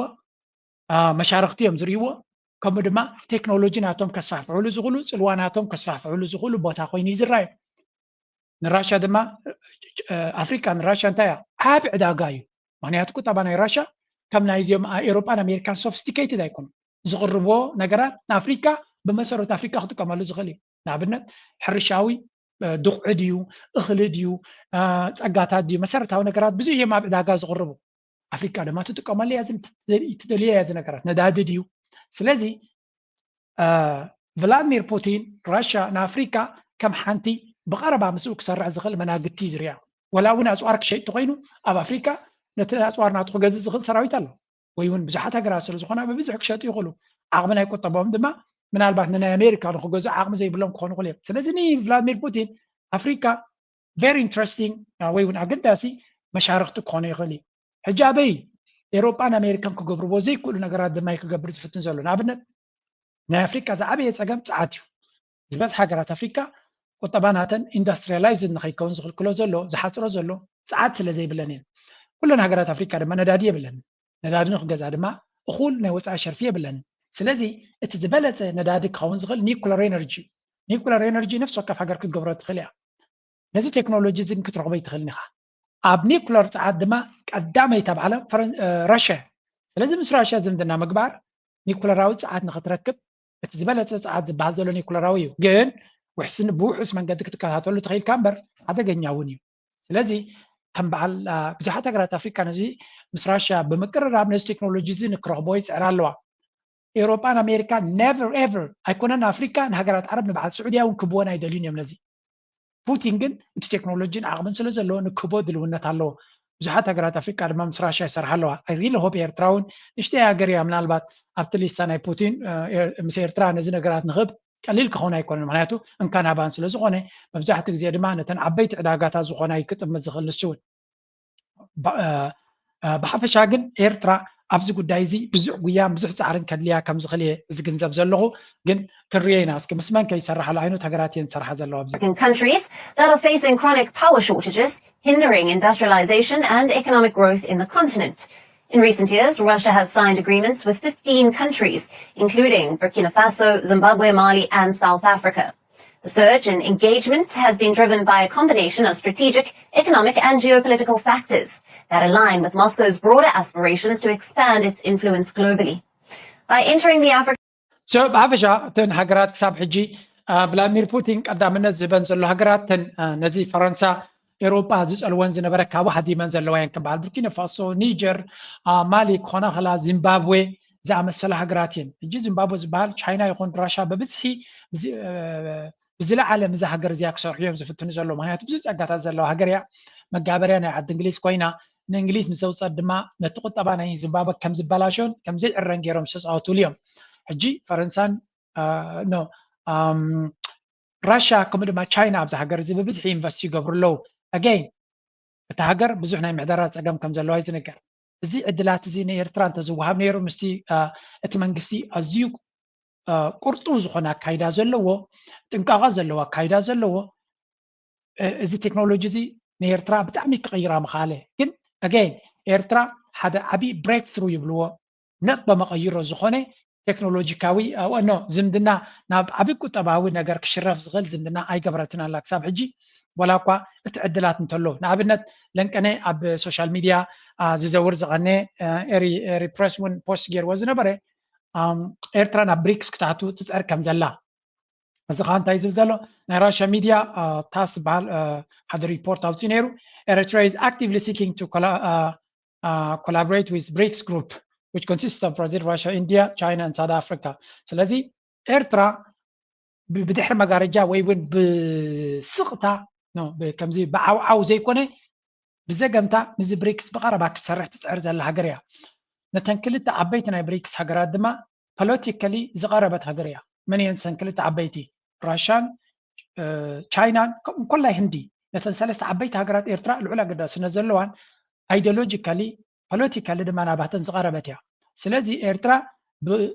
بتحتي نافت بريكس بزغربة مسوك السرح تفتنا لعبتي وعلاتات كيدا مايكروفونات جرا دي كونه بتحتي بمنقد بوتينن تشاينا جرا نافت بريكس كتاتو ويون ولا بريكس تزياتوت بغربة مشاركتنا بريكس كوينا كسرح تفتنا لا زغانتايو إيرترا بخلتي منقدي تتعود كم زلا جنب حبويو كم زبوقعي چاو بزي باللي منقدي so زي هجي العلا قدا سنة له باي ذا واي بريكس لان كان حالا عبي زينا غير له عرتو على بريكس حنت هاجر بقواراج أبال ممبر نايت أكال نايت بريكس كيرو مالو إندونيسيا تبال هاجر أبتو على زي أوجو ولنكني هندبت إندونيسيا بتعمى قدا ستاجريا ملئت أبال نايت بريكس كوينا الله سلازي بريكس 10 هاجرات نيرن تنقدامات حمشة دحرن ما حمشة تودين حجر ما هانتي ملئت ممبر كوينا أتيالا نصار ما إندونيسيا إذا بناي راشان تشاينا دليت استفدت مهاني مهنياتو إندونيسيا نعبي زما زلو قطبايو مس راشان تشاينا دما تمغزم الناس اللي زلو نساتهم يمنابتي فول ممبرشيب يتما زلو قمت هاتي جن بناتن ترى هذي كنا بمولن هجرات حرايك ولا لون جن ساعتها كم زلو بتحر مقارج جفلوتي ولا نو انت بلا أترير النو كسب زي بلا نخالوت الزن جبرون دحري لهم كم زخولي دانيو حافشة إيرترا دما بناتا من قدي أبزي ناي بريكس كتاتو تعرف تقبل كم زلا سلازي حركة بتي أقدر سينات بكون زغل دما إيرترا نبريكس كذا كدفع خلا نتينا معربة عالم ونصعطت فترة ليا مانيا تتمعربة عالم صعط انت غير كالو تراي مسخا خسر زغل سويل كان تاريخايو تراي نتدليتاتካ ከማላልካ አይክልኒ ላያሌ ዘመናት ከናኘችበት የቀይ ባህርና የኤደን ባህረ ሰላጤ የጂኦፖለቲካ ስትራቴጂክ ታሪካዊ ግዛቷ በሴራ ተገፍታ ከወጣች እነሆ ሩብ ምዕተ ዓመታት ተቆጠሩ። ሀገሪቱ የወደብና የባህር በር አልባ ሆና በመቆየቷም ለዲፕሎማሲያዊ፣ ወታደራዊ፣ ፖለቲካዊ፣ ኢኮኖሚያዊና የደህንነት ስጋት እንዲደቀንባትም አድርጓል። የባህር በር ከሌላቸው حجي انتاي يوم كبلو زفتنو زلو دراما ناي بحري لزين مراخب كندا يوم زفتوان انا قريب يزبلن بقى افتق بحرنا كامنس ربعي زبن حليفو بسنكو دما تقط اباناك معبلاي كالن افتق بحر مهلا ودما كل الشجرة بإثيوبيا زلو ام كل يمس فانو زلو كوينات اب صومال زلو اب عفار زلو كوينات وين بوي تطغز بليم زبلو but it's just ዝእመን ዘረባ የብሎምን እንታይ ግን እዙይ ተስፋታት ትቦነ ትሰብ ምሻለካ ደይብልካ ነገራትና ረኣኻ መዓልታዊ ከም ዘንባህቕ ኣብ ደገ ባሕሪ ብዙሕ ክርከብ ከም ዝኽእል ለይትን መዓልትን ደጋጊምካ እዚኻ ፕሮፓጋንዳ ይሰርሕ እዩ ለይትን መዓልትን ሓሶተ ነጊርካ ትሰብ ክቕበሎ ይኽእል እዩ እዚ ኣብ ድማ በዓሉ እውን ኢልወዮም ኢሎም እዮም ዘምፅዎ ዘሎ በተደጋጋሚ ነዛ ዘረባ እዚያ ዘመኑ ተቀይሯል። ኢትዮጵያ የማይናወጥ ብሔራዊ ጥቅም አላት። ዓለም ዛሬ ይስማ። የቀይ ባህር አክሰስ ሰላማዊ በሆነ መንገድ ኢትዮጵያ ያስፈልጋታል። የአፍሪካ ቀንድ ፖለቲካንና የቀይ ባህር ተጎራባች እንታይ ዝብል ዘሎ ዓለም ሕጂ ይፍለጥ ኢትዮጵያ ብዘይ መንገዲ ኣብ ደገ ባሕሪ የድልያዩ እዩ ዝብል ዘሎ ኣብ ደገ ባሕሪ የድልያዩ ክንምንታይ ተዛሪብካ እዚ ነገር እዚ ብኸመይ ይጉስጉስዎ ከም ዘሎ ክንሪና መጀመርያ ግን አብይ አሕመድ ሰፊሕ ፕሮፓጋንዳ ዝገብር ዘሎ ካልእ ሽግር ኣጋጢምዎ ስለ ዘሎ እዩ እቲ ሽግር ናቱ ድማ እንታይ እዩ ኣብዚ ስምዕዎ እቲ ኣጋጢምዎ ዘሎ ጆሃር ዝበሃል ሰብ ከም ሓደ ብርቱዕ ብረት ኮይኑ ይመፅዎ ዘሎ ምስ ህዝቢ ድማ ይራኸበሎ ብብዝሒ ህዝቢ ድማ ይስዕበሎ ስምዑ ሕጂ ሓድሽ ኢንተርቪው ገይሩ ዝበሎ ካስምዑ በፊት የሆነ ነገር ነው አይደለም ኬዝ ስተዲ ነው የምታጠናው ከዛ በፊት የነበሩ ኬዝ ስተዲዎች ምንድነው ዲፕ ስቴት ውስጥ ያለው የሴኩሪቲ ስትራክቸር ነው ካውንተር ሪቮሉሽን አድርጎ አዲሱን አመራር ገልብጦ ስልጣን ይይዛል ሶኛ ስንጠረጥር የነበረው በተለይ በህዋት የተገነባው ዲፕ ስቴት ሴኩሪቲ እና ኢኮኖሚክ ስቴት ካውንተር ሪቮሉሽን እንዳያደርግ ነው የተዘጋጀንበት to that extent clear plan ነበረን we never እዚያ ሓንቲ ምስጢራዊት ዘይኮነሲ ኣገድ ሪያሊቲ ቼክ ጆሃር መሐመድ ናይ ህወሓት ሓይሊ ካብ ስልጣን ክንኣሊ ከለና ገምጋም እንታይ ወሲድና ነርና ዝብል ዘሎ ካብ ታሪክ ተመሊሱ ኣብ ዝሓለፈ 5-6 ዓመት ዘጋጠመ ኩነታት ይዛረብ ዘሎ ንሕና ተመክሮ ናትና ንግብፂ ኢና ንጥምት ነርና ኢሉ ስለምንታይ እዩ ንግብፂ ንጥምት ነርና ኢሉ ኣብ ግብፂ ህዝቢ ሰላማዊ ሰልፊ ገይሩ ነቲ ሕስኒ መባረክ ናይ 30 ዓመት ስልጣን ሒዙ ዝነበረ መንግስቲ ገምጢልዎ ኣልይዎ ምስ ኣለዮ ዲሞክራሲያዊ ምርጫ ገይሮም ንመን መሪፆም ነቲ መሐመድ ሞርሲ ዝበሃል ዶክተር መሐመድ ሞርሲ መሪፆም ንሱ ግን ኣኽራሪ እስላሚ ስለ ዝተባሃለ እቲ ኢስታብሊሽመንት ብድሕሪ መጋረጃ ዝነበረ ኣብ ናቱ ተመክሮ ድማ ህወሓት ማለት እዩ ንህወሓት ዋላ ኣለናዮ ወታደራውን ጸጥታውን ኩነታት ፖሊስን ወታደራትን ስለያን ሒዙ ከም በሓድሽ ፈንቂልና ክምለስ ዝብል ገምጋም ነርና ምክንያቱ ኣብ ግብፂ ኤግዛክትሊ ከምኡ ስለ ዝተኻየደ ድሕሪ መጋረጃ እቲ ወታደራዊ ሓይሊ ናይ ግብፂ ከምኡውን ካልእ በዓል ሲሲ ማለት እዩ ነቲ ብህዝቢ ዝተመረፀ መንግስቲ ኣልዮም ስልጣን ክቋፀርዎ ስለ ዝኽኣሉ ንሕና ድማ ንፈርሆ ዝነበርና ህወሓት ወታደራውን ጸጥታውን ኩሉ ነገር ኣብ ኢዱ ስለ ዝነበረ ቁጠባውን ስለ ዝነበሮ ንኣቢ ኣብ ስልጣን ምስ መፀ ቁሩብ ትለይ ግዜ ወሲዱ ከም ብሓድሽ ሪኦርጋናይዝድ ኮይኑ መፅኡ ከኣልየና እዩ ኢልና ኢና ንግምት ነርና እዩ ዝብል ዘሎ እንታይ ዳ ኣጋጢሙ ሓደ ዓብይ ሚስ ካልኩሌሽን እጅ እውን ኣከባቢና ዘጋጥሙ ፀገማት ተመሳሳሊ ኩነታት ንሪእሎም ስለ ዘለና ኢና ስምዑ እንታይ ይብል ኣብዚ አንደኛ አሰምሽናችን ለማናገዱ ይሆናሉ ነው እነዚህ ሰዎች ወድና ወዲ እንዳይሄዱ ያዘጋጀናቸው መንገዶች ነበሩ ወይ እንዳይገለበጡ አሁን የኛ ጥርጣሬ ምንድነው ዲፕ ስቴት ነበረው ኢንተለጀንስ እና ሚሊተሪ ከኢኮኖሚ ኤሊቱ ጋር ተያይዞ ካውንተር ሪቮሉሽን እንዳያደርግ ካውንተር ሪቮሉሽን ነበር ነው ቤዚካሊ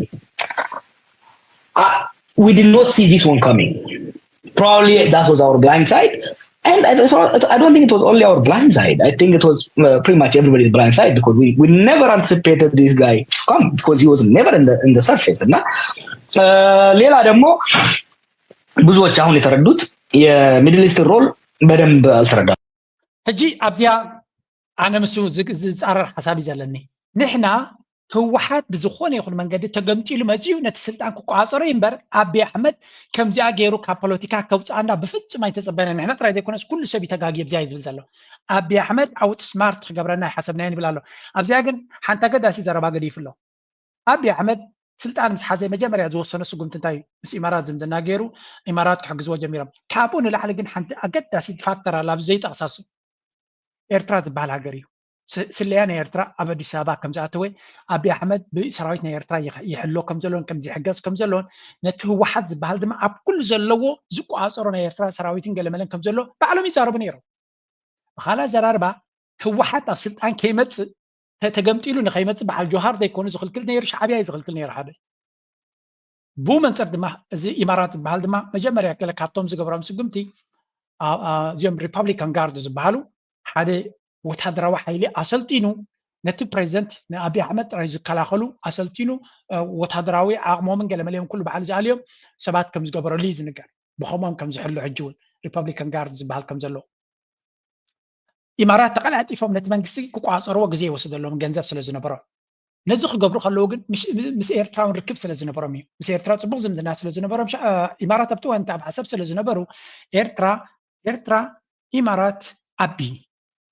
the biggest enemy of تشعو زنبرو هو حد كابت جيم كله خلاله هو حد ما كملس امريكا جبسي كالوت حينتات حجزون يرو اموتاتا ابي احمد بزوسرو كالكوليشنز 10 ጊዜ ኤርትራ ይመላለስ ነው ይሮት ጊዜ ትዝክሩ ተቆይንኩም ምክንያቱ ኤርትራ ርጉ ዝኾነ መንግስቲ ኣብቲ ስልጣኑ ደው ንኽብል ድማ ክሕግዞ ዝኽእል ከም ትመለስ ኣብቲ ሳን ሃደን ክመጽእ ከሎ ዝተኸተለ ማለት እዩ ኤርትራ ርጉ ቦታ ንክሕዝ ዝገበረቶ ሰያ ምክንያቱ ንዑ ስለ ድፈቱ ጥራይ ኮነ ሻዕብያ ወይ ኤርትራ ትገብር ነይራከሙ ህወሓት ተመለሰ ዝለዓለ ዋጋ ከኽፍሎም ስለ ዝኽእል ዝነበረ ነቲ ዝነበረ ኩነታት ንምላይ መጀመርያ ቀዳማይ ፀላይና ህወሓት ይብላሉ ብዛዕባ ስልጣን ክዛረብ ከለኻ ካልአይቲ ምሳ አልግባቢሉ ተዛረባ ኣለዋ ኣብዚያ ስምዑዋ እዚያኻ አሁን ርብርብ መሆን ያለበት if አንድ እጥረት ካለ የነኒ የሚድል ፓርት where is going that is the message I have for them so اذا حتى حجت ما تزال سمعوا سوري زياده تحته ጆዋር 4 PM የሚለው አሉ በመጨረሻም እሱን ኮንሲደር ታደርጋለህ ብዙ ሰዎች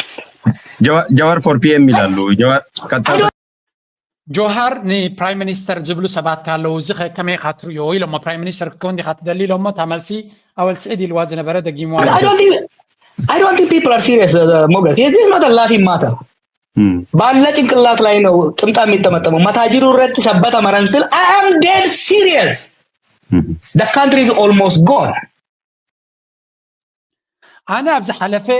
رئيسن تلكا غمطمطميا تغبر ወይ ቆብዕ ትገብር ክብል ከለኹ ሰብ ዝተረዳዕኒ ዘሎ ይመስለንን ናይ ብልበይ ዝብል ዘሎ ተሃገር ኣብ ውጥቀ ደረጃ ምዕናው ደረጃ ይበጽሕ ዘላ ስለምንታይ ከም ብላለ ስምዑ ሕጂ ተሃገር ኣብ ከመይ ደረጃ ወዲቃ ከም ዘላ ብካል ንጽር ዝበለ ቋንቋ ክዛረብ ጀሚር ኣሎ ይሄ እኮ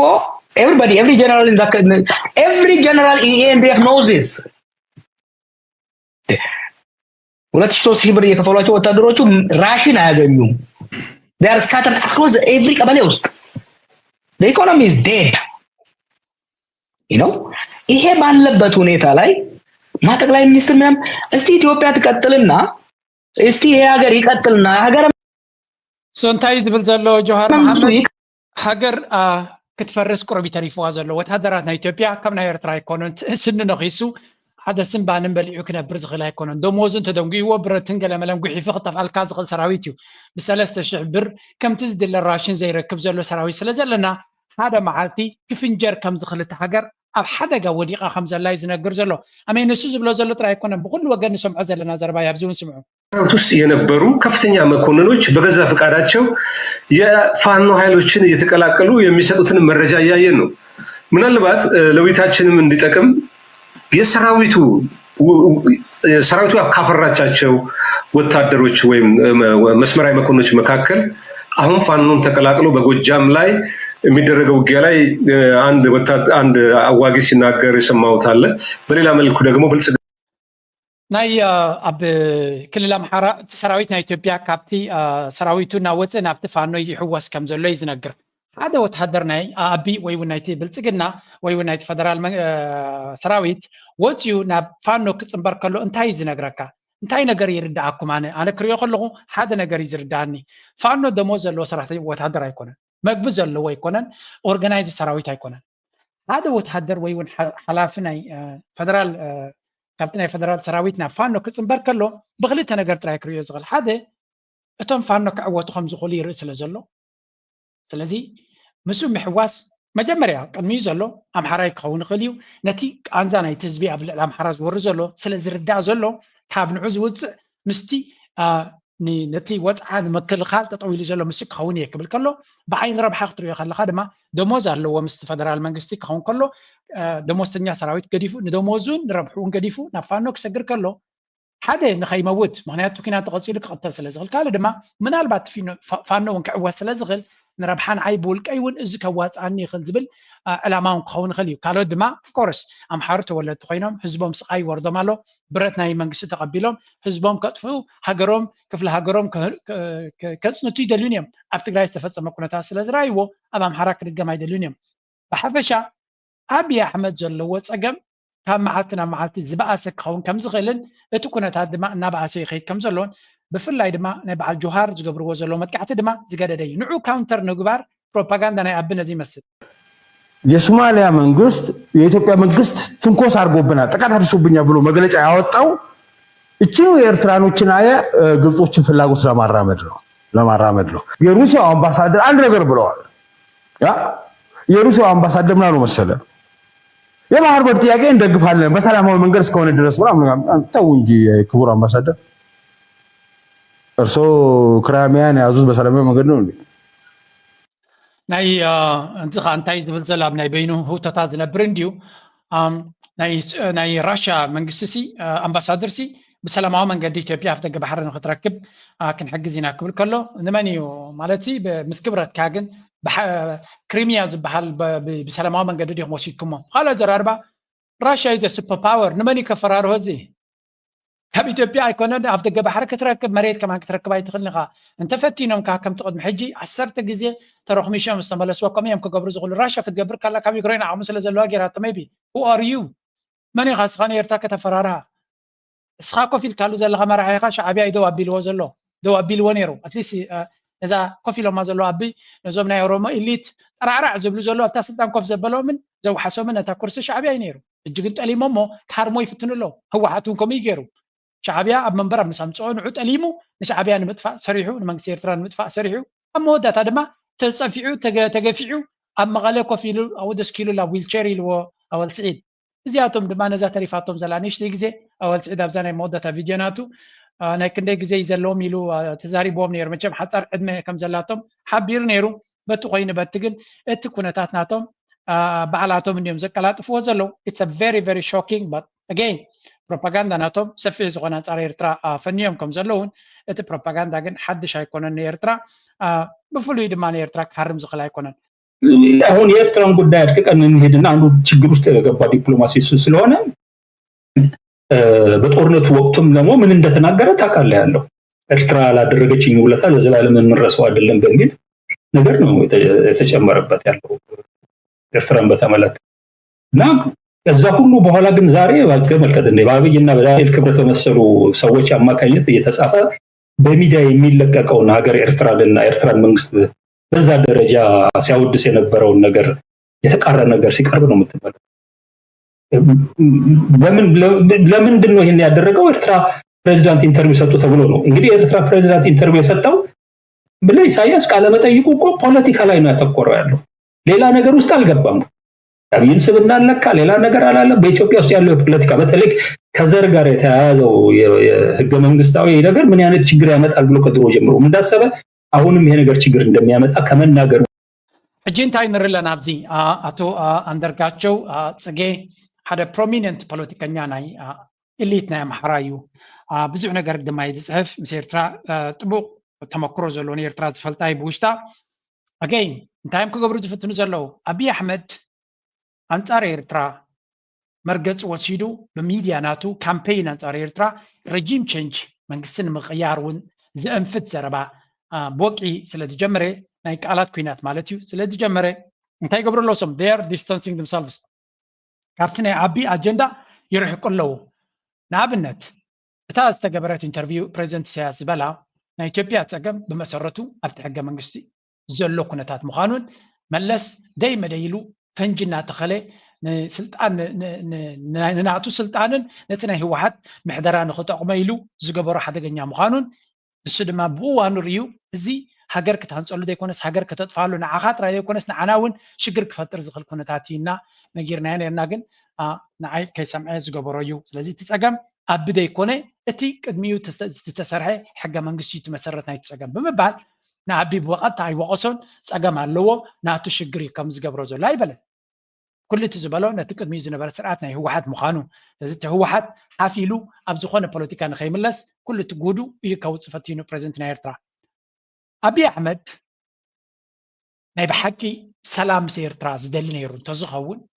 ወይ እውን ነቲ ኩነታት ናብ ሰላም ክወስዶ ዝደሊ ነይሩ ተዝኸውን እንታይ ምበለ ኤግዛክትሊ ንሕና ቅድሜና ተዘርዩ ፀናሓና ፈንጂ ንዑ ውፅኢና ሰላምን ርግኣትን ከነውፅኢና እንደሊ ዘለና ኣብ ውሽጥና ሰላምን ርግኣትን ሓድነትን ናይ ህዝብና ክንዕይል ምስ ጎረባብትና ድማ ሰላም ክንፈጥር ኢና እንደሊ ዘለና ንዑ ክገብሩ ዝደልዩ ድማ ክንመያየጥ ድልውነት ኣለና ብምባል ነታ ናይ ሰላም ተበግሶ ወይ እውን ኣብ ውሽጣዊ ጉዳይ ናይ ኢትዮጵያ ናይ ንቱን ኢና እቲ ዝግበር ዘሎ ግን ምዕረቢ ክግበረሉ ፃዕሪ ክግበራሉ ንዝበለ ተቐቢሉ ብኣወንታ ክሰርሓሉ ይኽእል ነይሩ ኣብይ ኣሕመድ ግን እንታይ መሪፁ መን ኮይኑ ኣብ ኤርትራ ኮይኑ ብዛዕባና ዝዛረብ ናቱ ዘይገብር ናይ ውሽጦም ዘይገብሩ ውሽጡ መይቱ ዘሎ መንግስቲ ክፍንቀል ኣለዎ ዶ ገሎ ዶ ዝብል ሬጂም ቼንጅ ዘንፍት ዘረባ ዝያዳ ክደፍእ መሪፁ ስለዚ ንሱ ኣብይ ኣሕመድ ካብ ኤርትራ ፖለቲካዊ ዘይኮነ ንዑ ብቐጥታ ዝሃርም ዘይኮነ ንዑ ድኻምነቱ ዘጉልሕ ዘይኮነ ንዑ ዝወቅስ ዘይኮነ ዘረባ ዝመፀ ንሱ ብውልቂ ንፕሬዚደንት ኢሳያስ ክሃርም ጀሚሩ ስለዚ ናብ ፕሬዚደንት ኢሳያስ ክወቅዕ ስለ ዝጀመረ እቶም ካልኦት ፖለቲከኛታት እንታይ ክገብሩ ዘለዎም ኣብዚ they have to distance themselves ነዚ ንኢትዮጵያ ኣይኮነን ዝሃረመ እዮም ዝብሉ ዘለዉ ኢትዮጵያ ፕሬዚደንት ናይ ኤርትራ ንኢትዮጵያ ወይ እውን ንልኡላውነታ ወይ እውን ንዝኾነ ይኹን ክብርታት ናይ ኢትዮጵያ ኣይሃረመን ፀገም ናይ ኢትዮጵያ ባዕላቶም ዝብሉ ወዮም ብብዙሕ መንገዲ ሕገ መንግስቲ ፀገምና ስለ ዝብሉ እቲ ፀገም እንታይ ምዃኑ ይነጊሩና ሓድሽ እውን ኣይኮነን እዚ ጉዳይ እዚ ስለዚ ናይ ኤርትራ ፕሬዚደንት ዝበሎ ፀገም ዘይኮነ ፀገም ኣብዩ ኣብ ድማ ባህርናት እዩ ትማሊ ኣይሶመናይ ሳልስቲ ንኤርትራ ዝውድስ ዝነበረ መልሓስናቱ ወላ ሓንቲ ከይገበረቶ ከላ ኤርትራ ጠሊሙ ኣንፃራ ክብገስ ናይ ኤርትራ ሕገ መንግስቲ የብላ እንዶ ገለዶ ዝብሎ ዘሎ ሕጂ ለንቀነ ዘጋጠመ ኣይኮነን ንሱ ንኤርትራ ኢሱ ኢሉ 10 ግዜ ክዛረብ ከሎ ኣብ ኤርትራ ፍሉይ መንግስቲ ስለ ዝነበረ ኣይኮነን ኤግዛክትሊ ከምዚ ሕጂ ዘለዎ ወረድ ካብቲ ሽዑ ሕጂ ሓይሽ ከማ ዘሎ መንግስቲ ነይሩ ስለዚ እንታይ ማለት እዩ ሓሳቡ ምዃኑን ጠላም ምዃኑን መርገፂ ከም ዘይብሉን መትከል ከም ዘይብሉን እዩ ኣነፂሩ ስለዚ እቶም ናይ ኣምሓራ ኤሊት ፋኖ ይኹን ካልእ ጀሃር እውን ብኣይ ዝሃርሞ ዘሎ ናይ ኣምሓራ ኤሊት እውን ብኩሉ መንገዲ ነዚ ሰብ እዚ ብየማንን ፀጋምን ቦምባታት ይድርብዩሉ ኣለዉ ፖለቲካዊ ቦምባታት እዚ ስለዚ ንዕዑ ንበይኑ ንሱ ዝፈጥሮ ዘሎ ኣብዛ ዘረባ ቀፂሉ ዝብላ እዚኣ ጥራይ ኣይኮነት ቀፂሉ ብዛዕባ ሽርክነት ክዛረብ ከለዎ አልፎ ምንም ነገር ያደረገው ነገር የለም ገብተዋል ግን ግንኙነቶቹ በሙሉ አሁን ተቋርጠዋል ከኤርትራ ጋር አብይ የሰላም ኖቤል ሽልማት እንዲያገኝ ባደረገው ሀገርና መንግስት ላይ ጦርነት አውጃለሁ ብሎ ይዞ ያዙኝ ይልቀቁኝ የሚልበት ሁኔታ ውስጥ ገብተናል እና ከዛ አልፎ በአደባባይ የኤርትራ ተቋማዎችን አደራጅቶ በጀት መድቦ ቢሮ ሰጥቶ ብር ሸለቆ በመሳሰሉ ወታደር ማሰልጠኛዎች በፊት ለፊት እኮ ነው ያሰለጠነው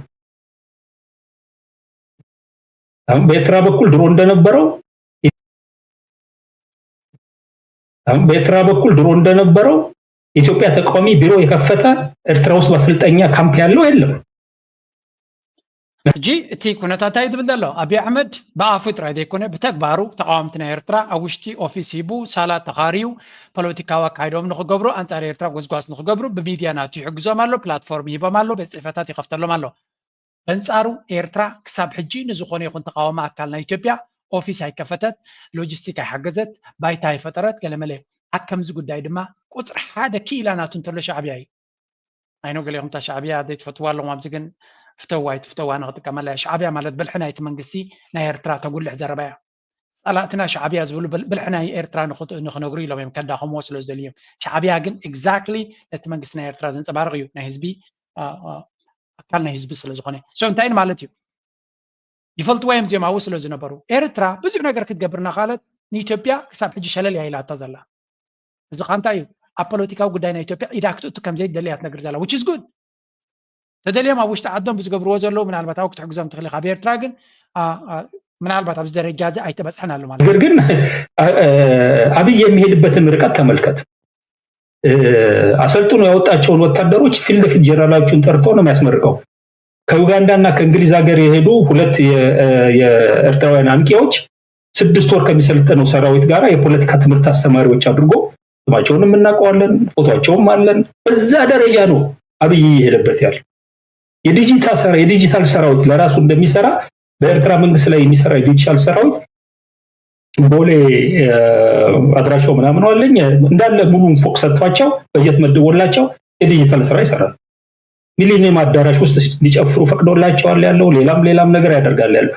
እንግዲህ ይሄን ሁሉ ያደረገ ያለው ሚዲያው ላይ የሚካሄደውን ካምፔን ከተመለከት በኤርትራ በኩል ከዛ ነገር በላይ የተሻገረ ምንም ነገር እጅንታይ ዝብል ዘሎ ናይዚ ፖለቲካዊ ኪላ ኩሉ ግዜ ተንተንካኩን ከላለና አብይ አሕመድ ኩሉ ዝካሎ ይገብር ከም ዘሎን ዲጂታል ሰራዊት አንጻር ኤርትራ ካምፔን ዝገብሩ አቦሌ ኦፊስ ተኻርዮም ኤርትራ ንምጽላም አይ ቲንክ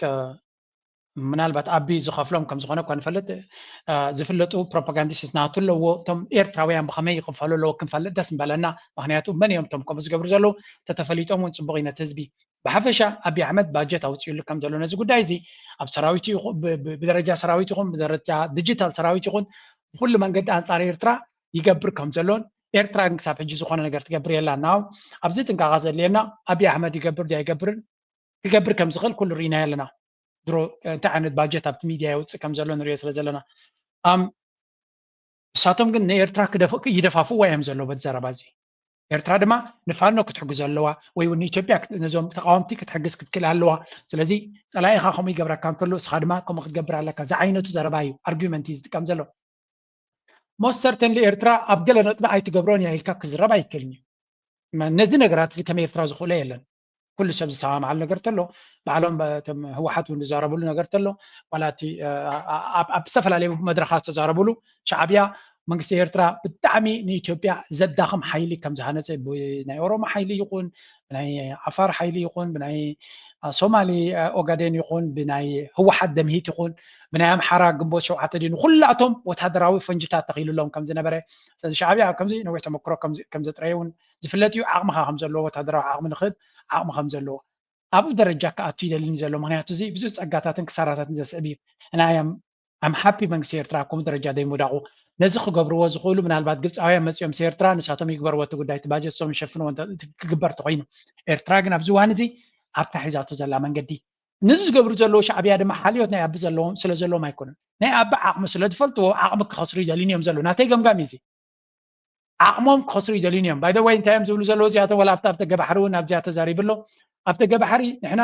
ብቲ ዝበለፀ ናትና ብኤርትራ ክኸውን ዘለዎ እዮም በአደባባይም ግልጽ ያደረኩት ለአብይም ለራሱ አገኘው መጀመሪያም የነገርኩት ሌላም ጊዜ የተነጋገርነው ነገር ቢኖር በዙሪያችን ካሉ ሀገራት በሙሉ በሁሉም ነገራችን ተመሳሳይነት ያለን በቋሚ ወዳጅነትና በቋሚ ጥቅም ለመተሳሰር የምንችለው አንድ ሀገር ቢኖር ኤርትራ ብቻ ናት ነው በብዙ ምክንያት መልካም ምድር አቀማመጧ በባህል በታሪክ በቋንቋ በስነቦ በእምነት በአካላዊ ቁመና ሁሉ ነው ኩናማው ኢትዮጵያ ውስጥ ካለ ኩናማ ጋር የሚመሳሰልበት ሁኔታ ያለበት ነው ትግርኛ ተናጋሪው ትግሬው የሚያፋሩ አፋሩ ትግርኛ ተናጋሪው አማራው የሚመስልበት ኢትዮጵያ ውስጥ ያለ የትኛውም ሰው ኤርትራ ቢሄድ የውጭ ሀገር ሰው ተብሎ ሊታይ የማይችልበት ነው ኤርትራዎች ሶኒ አብይ አሕመድ ታይለ መኺረን ይረይሉ ኣብቲ ገባሕሪ እቲ ደልን ድሕሪ ኮይንካ ወይ ብዛዕባ ኣብቲ ገባሕሪ ክንዛረብ ከለና ስትራቴጂካሊ እቲ ዝበለፀ ዕድል ንዓና ክኸውን ዝኽእል ቦገን ኢትዮጵያ ቦገን ኤርትራ ዘሎ እዩ ምክንያቱ ከም ኤርትራ ዝቐርበና የለን እዩ ዝብል እዚ ሕጂ ንኤርትራ ስለ ዝፈትወ ወይ እውን ክቐርብ ስለ ዝደለየ ኣይኮነን እዚ ትኩንነት እዩ ከም ኤርትራ ዝቐርቦም ነገር የለን ካብ እቲ ህዝቢ ንሓድሕዱ ዝተቐራረበ እዩ ዝብል ዘሎ ናው ኣገይን ክንጥንቀቕ ኣለና ብከምዚ ቃላት ክንደይ ግዜ ንኤርትራ ጠቢሮም እዮም ምስ ኢትዮጵያ ምስራሕ ባይ ዴፊኒሽን ኣነ ኣንፃሩ ኣይኮንኩን ኢትዮጵያ ግን እቲ መሰረታዊ ኤሊት ወላ ባዕሉ ንሱ እውን ኣገለ ነጥቢ ተሰልቢጥ ኣንፃር ኤርትራ ልውላውነት ናይ ኤርትራ ይዕምለሉን እየ ክብል ይኽእል ደፍነትሊ ኣነ ሓንቲ ነገር ተረዳእት እንተሎ ኣብ ኢትዮጵያ ዘሎ ኤሊት ኣዲስ ኣበባ ኮፍ ተቢልካ ኣብታ ኩርሲ ኣንፃር ኤርትራ ክብገስ ምዃኑ ዘጠራጥር ከም ዘይብሉ ጥራይ ኣብ ከምዚ የበፂሕ ዘሎ ምናልባት ካባይ ዝፍለ ሓሳብ ዘለኩም ክህሉ ይኽእል ግን ኣነ ካብ ዝተኸታተልኩም ካብ ዝረኣኽዎን ካብ ዘንበብኩም ክርኢ ከለኹ ኣብ መወዳእታ ኣብታ ኮረሸ ስልጣን ክድይቡ ከሎ ክንደምንታይ ኤርትራ ሓገዝ ገይራትሎም ምስ ኤርትራ ክንሰርሕ ኢና ኢሎም ክብገሱ እዮም ኣብ መወዳእታ ግን ናይ ኤርትራ ዕቤት ናይ ኤርትራ ሓይሊ ስጋት ከም ዝፈጥረሎም ኢና ንርኢ ዘለና ሕጂ ኣብዚኣ ሓንቲ ንሽተይ ንዛረብ ከስግረኩም እያ ካልእ ሽዑ ብካልእ ግምጣልና ትዋ ክንሪኦ ክንፍትን ኢና የትኛውም ኤርትራ ቢመጣ አዲስ አበባ ውስጥ የሌላ ሰው ነው የማይባልበት ሁኔታ ነው ያለው ከዛም አልፎ እንግዲህ ኤርትራ የአረብ ሊግ ያልሆነችበት ምክንያት ኢትዮጵያንም የአረብ ሊግ ያላደረገ ምክንያት ተመሳሳይ ነገር ስላለ ነው ኢትዮጵያ ኤርትራ አረብ ነኝ ማለት አትችልም ያለው ስንት ሙከራ ነው የተደረገው ያለው እንደውም አሁን እንደውም አብይ እንደውም ኢትዮጵያ አረብ ሊግ አስገባለሁ ሲባል ሰምት ተብሎና እኔ ታመንኩ ጊዜ እንደ አይነት ወሬ ሰምቻለሁ እርግጠኛ አይደለሁም ግን አረብ ሊግ አባል የማትሆንበት ምክንያት ኤርትራ ኢትዮጵያንም አረብ ሊግ የማያደርጋት ነው በወደብ ላይ ብትመጣ ማንኛውም በዙሪያ ያሉ ሀገሮች ወደባቸውን በውጪ ተጽዕኖ ስራ አስውለው በተለይ አረቦች ከፈለጉ ገንዘብ ሰጥተው ጅቡቲን እንደንጠቀም ለማድረግ ምንም የሚቸግራቸው ከሱ ከአረቦችም ውጪ ያሉ ሀያላን መንግስታት ሊያደርጉት ይችላሉ። በዙሪያችን ያሉት ወደቦች በሙሉ በአንድ ወይ በሌላ መንገድ በቀላሉ በተጽዕኖ ውስጥ ወድቀው ሊዘጉ የሚችሉ ናቸው። በመሰረታዊ ቅድም ባልኮ ነገር ጋር ግን ከኤርትራ ጋር የተሳሰረ ነገራችን ኤርትራን በቀላሉ ተጽዕኖ አስደርጎ ኤርትራን ወደብ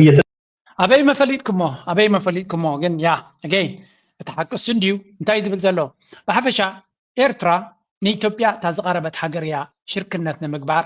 ወደብ ውሕስነት ዘሎ ወደብ ክትጥቀም ተኮይንካውን ካብ ዝኾነ ይኹን ኣብቲ ከባቢና ዘሎ ኤርትራ የተዋጽ ነራ እዩ ዝብል ዘሎ አብይ አሕመድ ቀደም ምስ ኤርትራ ጽቡቕ ዝምድና ከልዎ ኩሎም ቶም ምስ ኤርትራ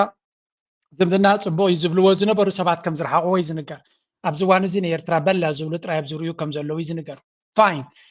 ንዑ ነፍሱ ገደደ ቶምበር ንኤርትራ ክገብሮ ዝኽእል ዝሃባ የለ ዝተርፈውን የለን ምስ ዓቢ ስለ ዝኸድና ዝመፀና ጽቡቕ ኣይነበረን ዓቢ ስለ ዝኸደ ዝጎድላውን የለን ኤርትራ እቲ ዝበለፀውን ኤርትራ መጻኢ ናታ ካብ ኢትዮጵያ ወፃኢ ክትገብሮ ክትክእል ኣለዋ መጻኢኻ ኩሉ ምስ ሓስካ ምስ ኢትዮጵያ ንግዲ ተወሳኺ ክትገብሮ ትኽእል ኢኻ እምበር ኣብ ኢትዮጵያ ዝምርከስ ቁጠባ ክህልወና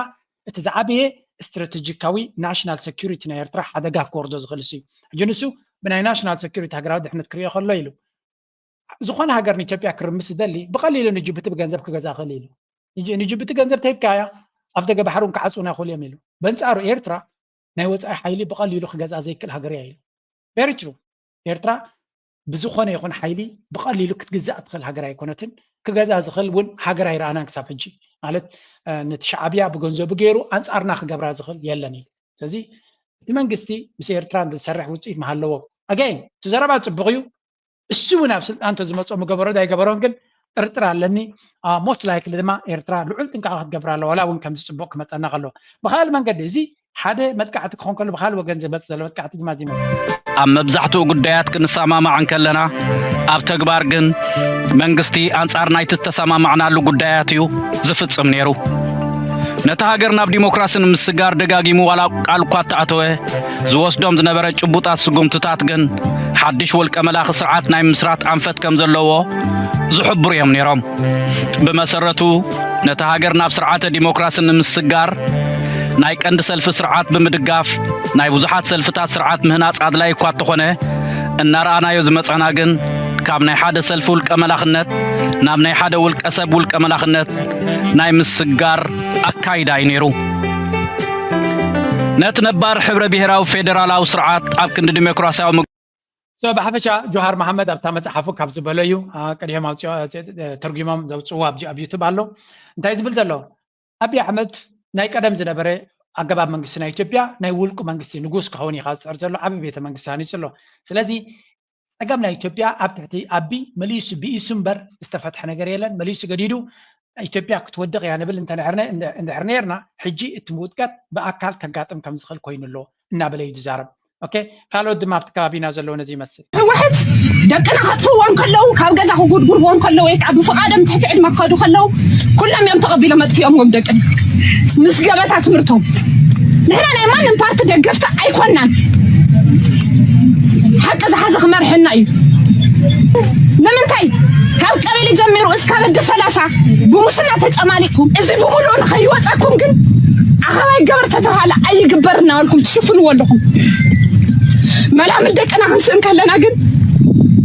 ኣበለኹም ኣይበልኩም ብፍላይ ናተይ ማሽግ ወያናይ ጓለይ ተሰዊዓ ከላ ጓልካ ኣላማጣ ሸት ትሽቀጥላ ኢልካ ጠጠው ኢልካ ምስ ህዝብካ ዝተዛረብካኒ ድር ውላድ ካብ ገዛሓ ክስውኡ ከለው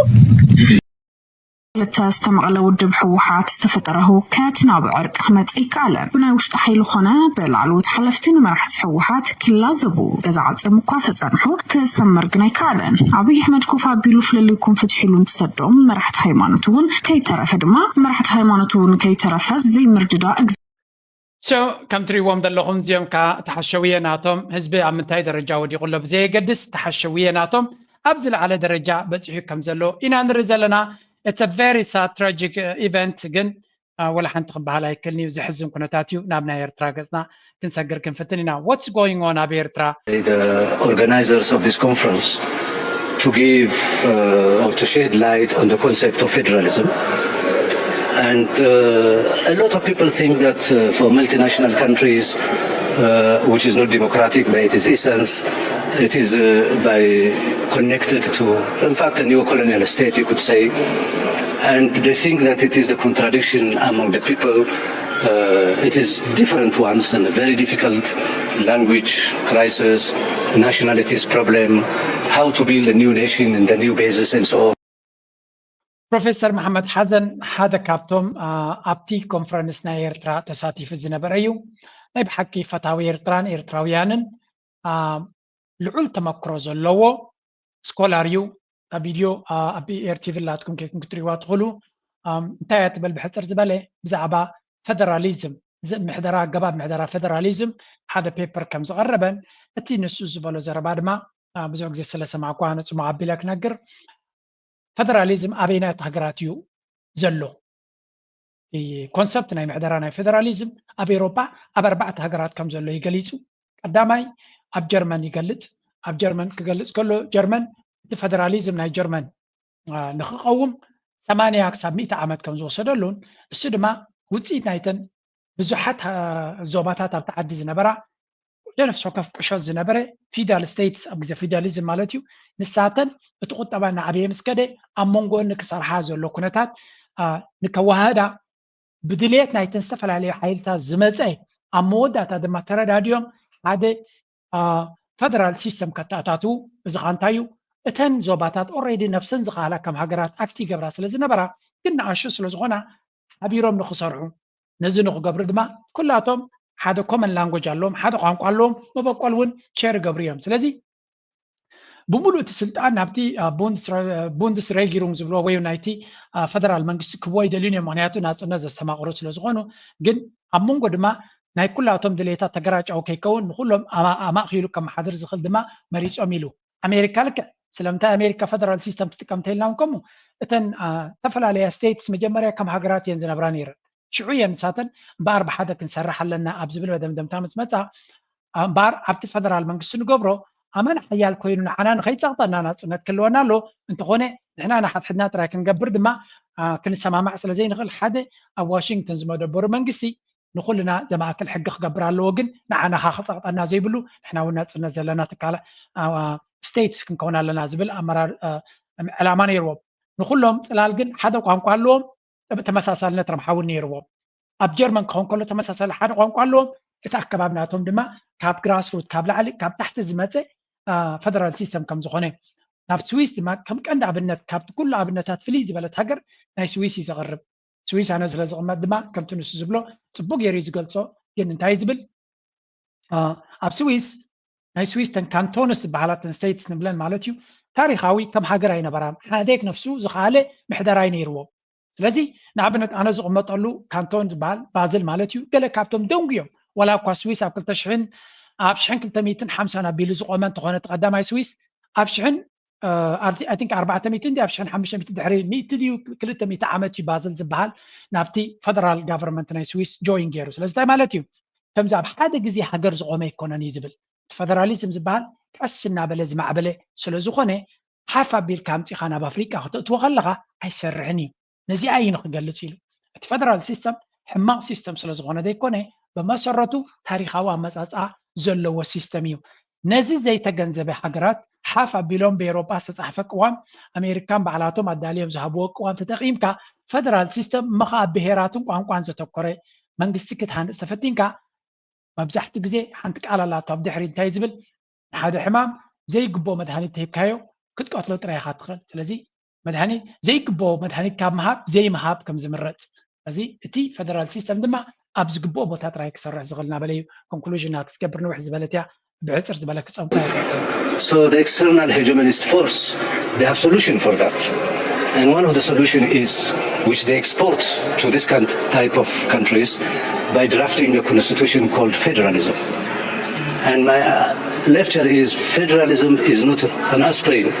which you can give it to every society. Second, federalism is a scientific political logic. It have nothing to do with languages.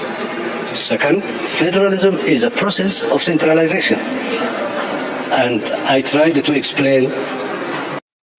ናይ ብሓቂ እዚ ብሉፅ ዝኾነ ኮንፈረንስ ብከምዚ ዓይነት መንገዲ በዞም ዓይነት ዓበይቲ ተመክሮ ናይ ፖለቲካ ዘለዎም በዓል ፕሮፌሰር መሐመድ ሓሰን ኣባል ባይቶ ናይ ቤልጅየም ዝነበረ ፌደራሊዝም ኣብ ቤልጅየም ከመይ ከም ዝኾነ ብሕማቕ ኣገባብ ኣብ ቤልጅየም ስለ ዝተጠቀሙሉ ንቤልጅየም እውን ኣይጠቐማ እናበለ ዝገልፅ ሰብ ኣብቲ ኮንፈረንስ ስለ ዝገለፀ ናይ ብሓቂ ደስ ዝብለኒ እቶም እንግሊሽ ትሰምዑ ኬትኩም ኣብ ቲቪ ላትኩም ኣብኡ ክሰምዑዋ ትኽእሉ ምናልባት ገለ ክፋልናታ እውን ኣብ ድራር ፎር ኣፍሪካ ምስ ንሕና ንገብሮ ሓዊስና ክንገብራ ክንፍትን ኢና ብሓፈሻ እንታይ ዝብል ፌደራሊዝም ከምዚ ኣስፕሪን ንዝኾነ ሰብ ርእሱ ዝሓመመ ወይ እውን ገለ ሕማም ዝሓመመ ትቦ መድሃኒት ኣይኮነን ነብሱ ዝኽኣለ ኣገባብ ዘለዎን እቲ ሃገር ድማ ንዑ ቅድሚ መቕባሉ ክገብሮ ዘለዎ ቅድመ ኩነት ከም ዘለዎን ወይ እውን እቲ ፌደራሊዝም ብትክክል ክሰርሕ ተኮይኑ እቲ ሃገር ካብ ታሕቲ ተበጊሱ ንላዕሊ ክመፅእ ከሎ እምበር ብላዕሊ ምፂኻ ንታሕቲ ገፅካ ክተውርዶ ከቢድ ምዃኑን ሕማቕ ኣጠቃቅማ ናይ ፌደራሊዝም ድማ ኢትዮጵያ ህያው ኣብነት ምዃናን እቲ ሕጂ ትኸዶ ዘላ ኩነታት ድማ ውፅኢት ናይቲ ብጌጋ ነቲ ፖሊሲ ወይ ሕገ መንግስቲ ካብ ካልእ ዝመፀ ኮንሰፕት ኣምፂኻ ኣብ ዓድኻ ኢቲኻ ክትነብሮ ተፈቲንካ ክፈጥሮ ዝኽእል ምዃኑ بسبب يزقلص أنا بحق صبغتي زربابوني زربابزي. You see the flag of Ethiopia when you go to the Ethiopian embassy and the album it is written Ethiopia Federal State of Ethiopia and so on. It is written is Ethiopia is a federal state in modern sense? No. So Ethiopia is today is a Bantustan system, a division on the basis of languages, and you separate all the use of the country, the division among the population. You put a language border, and by the name correcting history. TPLF, a minority organization who have ruled the country for 27 years, finally melted like ice cream. They cannot even unify Tigray. Now it is by itself Tigray is divided. So a wrong medicine to a wrong disease, it will only kill you. That is what I want. So بحتر زبالة تي أبي إثيوبيا استفتني نتفقات كامبر نتق مخاخم زي كونه نيتوبيا زقبا حق منقسينا بران بريزنت إيرترا ومزوج زي تزاري بللو زي أبي إيرترا أبي إثيوبيا استفتني إكسبريمنت حماق جيجا مدهانيت نجيجا حمامهم كله تتوهبا مدهانيت دم كله انتهى قبل كاز قطع لكات رئيس غليلو سلزي تي أزتتكم الحاجة من قسني إثيوبيا كتاكم زغلا يكونن بتوم نعوزة تاتا ودما أيكونن أبدي سابق سرح أرتقرأ تملي سوون بحدا كنبرو أيكلون يمزلوا بمبال تبغ زخوني مدام تاهيبو كم زعينة تمكرو عمقتنا يفلت زلوا بيرترا بتوم عبيت سكولارس ناي بوليتيكاوي سيشن كجبر كل دما أزيخات حقوس مالتي كاو كي وتانا أبيرترا إيطاليان أمباسادر أبز حلفة تبغ ريكومنديشن جيرو كابيرترا كم استفليه نذكرنا زخا حدش أمباسادر دما نبيرترا يمت خمزلو إيطاليان العلا قداس نزلو حجر مخانان إيرترا بزعق زي تزاري من لنا معناته كابتليان كما تزخل بزوج تبغ نجار كمزلون إيطاليان دما بيرترا ربحة الرعاية كمزلون إيرترا دما كابت ربحتي كتربح كم تخل بزوج زي تزاري بلو سلازي داينا نبلد لنا حدش أمباسادر دمت دما كابتك محجز زنبرة زخدو زنبرة أتصيلو نتقعزو كاستخاخل زخل مزخون قالك كابت زبالو نشتي كن رمنتان برداتا. I guess for this evening His Excellency very well the situation, and he is a leader very much listened by the others have been gifted, but still this is for us, I mean, is a very useless tool for diplomacy. You can go back to sanction only in extreme cases, and in any case, I always said in my reports, Eritrea is sanctioned for what? For allegation that has not been proved, and because. شو انتهي بالنيرو أبز حلفة كفالناتو أبتي ذاتو فيديو بخمية دم مدام سألكم زلهم إذا حدش أمباسادر نتيك أدميو زنبرين تتقتلوا زي نابنت حدش أمباسادر نيرترا كوينو تحاتي زليو. I am delighted to represent Italy in Eritrea, especially in light of the deep historical ties between the two countries. My mandate will be aimed at promoting genuine and fruitful cooperation between Rome and Asmara in all areas of mutual interest. So زي تحدش أمباسادر ألفونسو دي ريسو زبال أمباسادر مالتيو I hope نتكد ميوز زنبرة تقد ميوز زنبرة زبالو كسمعكم سنة تايلو إيرترا سلامتاي تعجي لا يرد عن نيز وزلو قبل على إيرترا زورة ده قداسي سلامتايو نتشرا يكون عايز وزلو انتاي سلا زجبرتيو ولا ود تتجبرت تجبنك جيجا مخان مستفلت سلامتاي تجرا زي اللعل أبزوان زخ إيرترا سلامتاي تعجي لا زلا. Very important questions and nobody knows why. መንግስቲ ኣሜሪካን ኤርትራ ኣጊድዋ ዘሎ ስለምንታይ እዩ ኣብ ኩናት ናይ ትግራይ ሕማቅ ገበና ስለ ዝፈጸመት እንድሕር ኮይኑ ካባን ላዕሊ ዝዓብደ ኣይኮነን ፈጺሙ ንህዝቢ ዓፅዩ ዝነበረ ካብ መድሃኒትን ጥዕናን ኤሌክትሪክን ማይን ባንክን ኩሉ ነገር መድሃኒትን ዓፅይዎ ዝነበረ ዓብደ ኣይኮነን ንኣብዳደይ ተቐፅዖ እንድሕር ተቐፅዖ ኮንካ ስለምንታይ ንኤርትራ ጥራይ ቀፅዕካ ኣለካ ስለዚ ኤርትራ ተቐፂዓትሉ ዘላ ካልእ ኣጀንዳ ስለ ዝኾነ ኤርትራ ከም ድሌታ ክትነብር ስለ ዘይብላ ክትምዕብል ስለ ዘይትድለ ዘሎ እቲ መንግስቲ ኤርትራ ክርመስ ክወድቕ ስለ ዝደልይዎ ዘሎ ረጂም ቸንጅ ዝበሃል ስለ ዘሎ እምበር ኤርትራ ፍሉይ ገበን ስለ ዝገበረት ኣይኮነትን ቀደም ንኣልሸባብ ዝሓገዘቶ ዝኾነ ጭብጢ የለን ተባሂሉ ከሎ ገዳናታ ይቕፅል ነይሩ ሕጂ ድማ ዝኾነ ይኹን ዝተሓዝ ጭብጢ ዘየለ ኤውሮፓን ኣሜሪካን ኣጊዶማን ኩሉ ግዜ ትምሲጥ ኣናታ ድማ ብተደጋጋሚ ይቕፅልዎ ኣለዉ እሱ ድማ እዚ ኣምባሳደር ድማ ኤርትራ ካብቲ እገዳቲ ክትእለ ኣለዋ ምክንያቱ እቲ እጊድዋ ዘሎ ምክንያት ቅቡል ስለ ዘይኮነን ወይ እውን ጭብጢ ዘለዎ ነጥቢ ስለ ዘይኮነ ብምባል ተዛሪቡ ነይሩ ስለዚ እዚ ዓይነት ኣምባሳደር ኣብ ኤርትራ ፀኒሑ ፅቡቅ ዝኾነ ኤክስፒሪየንስ ዘለዎ ኤርትራ እገዳ ክለዓላ ድማ ኩላቶም ቶም ኮርፖሬሽንስ ናይ ጥልያን ኣብ ኤርትራ ክሰርሑ ዝደልይዎ ነገር እዩ ስለዚ ንሳቶም ዝደልይዎ መንግስቲ ኤርትራ ድማ ምስ ጥልያን ክሰርሕ ስለ ዝፍትን ዘሎ እቲ ኩነታት ብኡ መንገዲ እንድሕር ከይዱ ፅቡቅ ነገር ክመፀና ይኽእል እዩ ንሽተይ ንስማዕ ኣብዚ community recognize that some part of the Eritrean border between Eritrea and Ethiopia is for Eritrea, not for Ethiopia. So it's normal. I mean, of course, Italy has a special interest in dealing and collaborating with Eritrea, while other member countries maybe they don't have all this interest. But it's, in my opinion, it's myopia not to see the potential of this country, not only in terms of stability, political internal stability, but also in terms of raw materials. You have plenty of potential also in the oil sector, in the energy sector, solar, all this stuff. So ጥልያን ኣብ ኤርትራ ብዙሕ ረብሓ ይረኣይ ኣሎ ካልኦት ሃገራት ከምኡ ከይረኣየ ንኽእል እዩ ብሓፈሻ ግን እዚ ነገር እዚ ጥልያን ዝያዳ ክደፍኣሉ ብመንገዲ ምስቲ ጆርጅ ሜሎኒ ምስ ዶናልድ ትራምፕ ዘለዋ ቅርበት ተጠቂማ ንኤርትራ ኣካል ናይቲ ንኤርትራ استراتيجيكاوي بارتنر ناتهم كجبروا خبلو نيرترا زلوا الجدا أملعل أجدا استراك تعوتو تمنيت نايو أنا تي حدش أمباسادر دما أملاخ تعوي مراح يكبرو نتعوي دي سرح يكبرو تسفاد ما نجبر نتزلو كنتات عم غيار أبركتون خجبر صبونا جر كم أنا كم وترو نمنه أبزي كان اسمع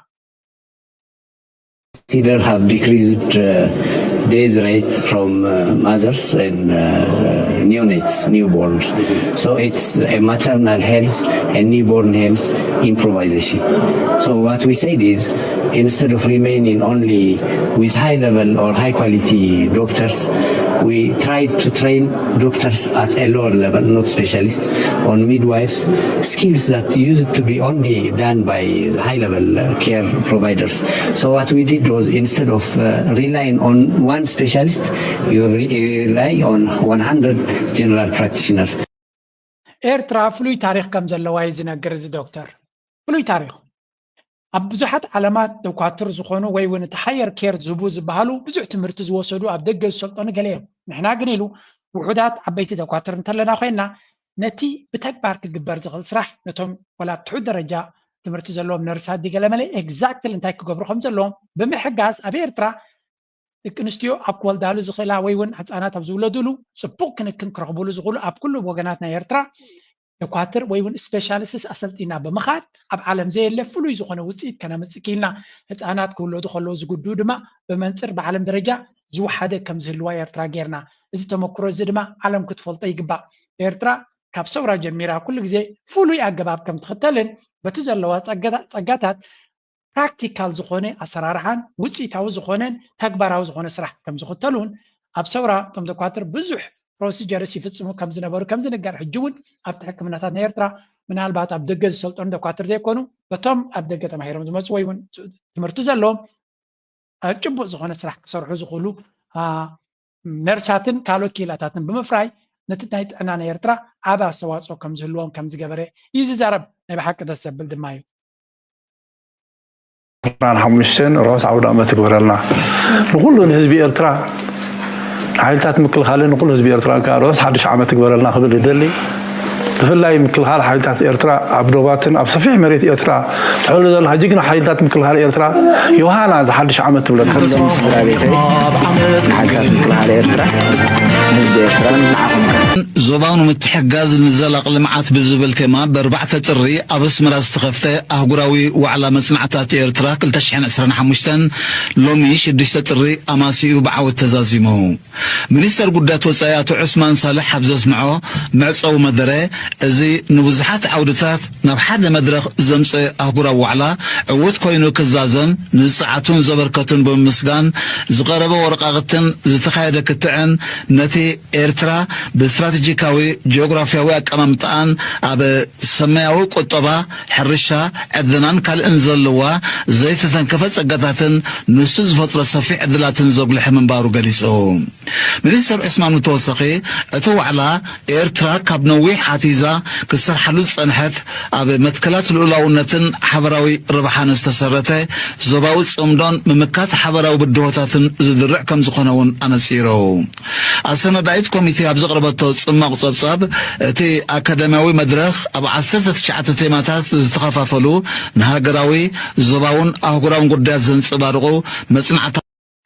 ناي بحق دس دبل كونفرنسيو عود كم زنبر دما بتتساتفون أو استجبري أرسات بستفلالي من قدن ريو زلنا بزين إحنا درانايو قالت كفال وقعد تغني اتعمقوا زلوا ديسكاشنس أو كاو تبقيسهم دما ريكومنديشنس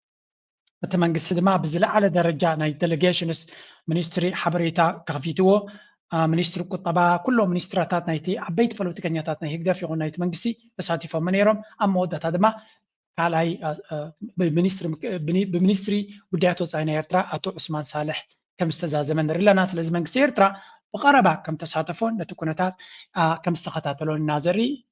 I really hope نزنا جرز دما هذا تقصد كالاي دما تعوز تجبر مصلحتي أبستفعل على كيلاتات تدريغو نابتك باريو بتحو كنريو تسفى نجبر أما جمر يعني أسرع حمشين بمخانو دما تسفى بكا I hope أبزع عمت زيا تأمر كنري ويون تأمر كجمر كنري نبحق تسفى نجبر كل هاتكم دما سب تسفى خونو زكاء لنا نجبر دما دلوات نخون لايك نكبر سبورت مكبر حجزنا هابنا تسعرنا دما بريتوتاتناتكم نغفيتاناتكم بهنات من قد كنت فتقول نابلكو إلو ما رستاب زخودي زيا أنت درف قد فكمي أبكالك سام الرغب دحنكم وحبوس ملوك الناس سلام كبابينا روحوس حميد يقبرنا سلام حميد يقبرنا وحبوس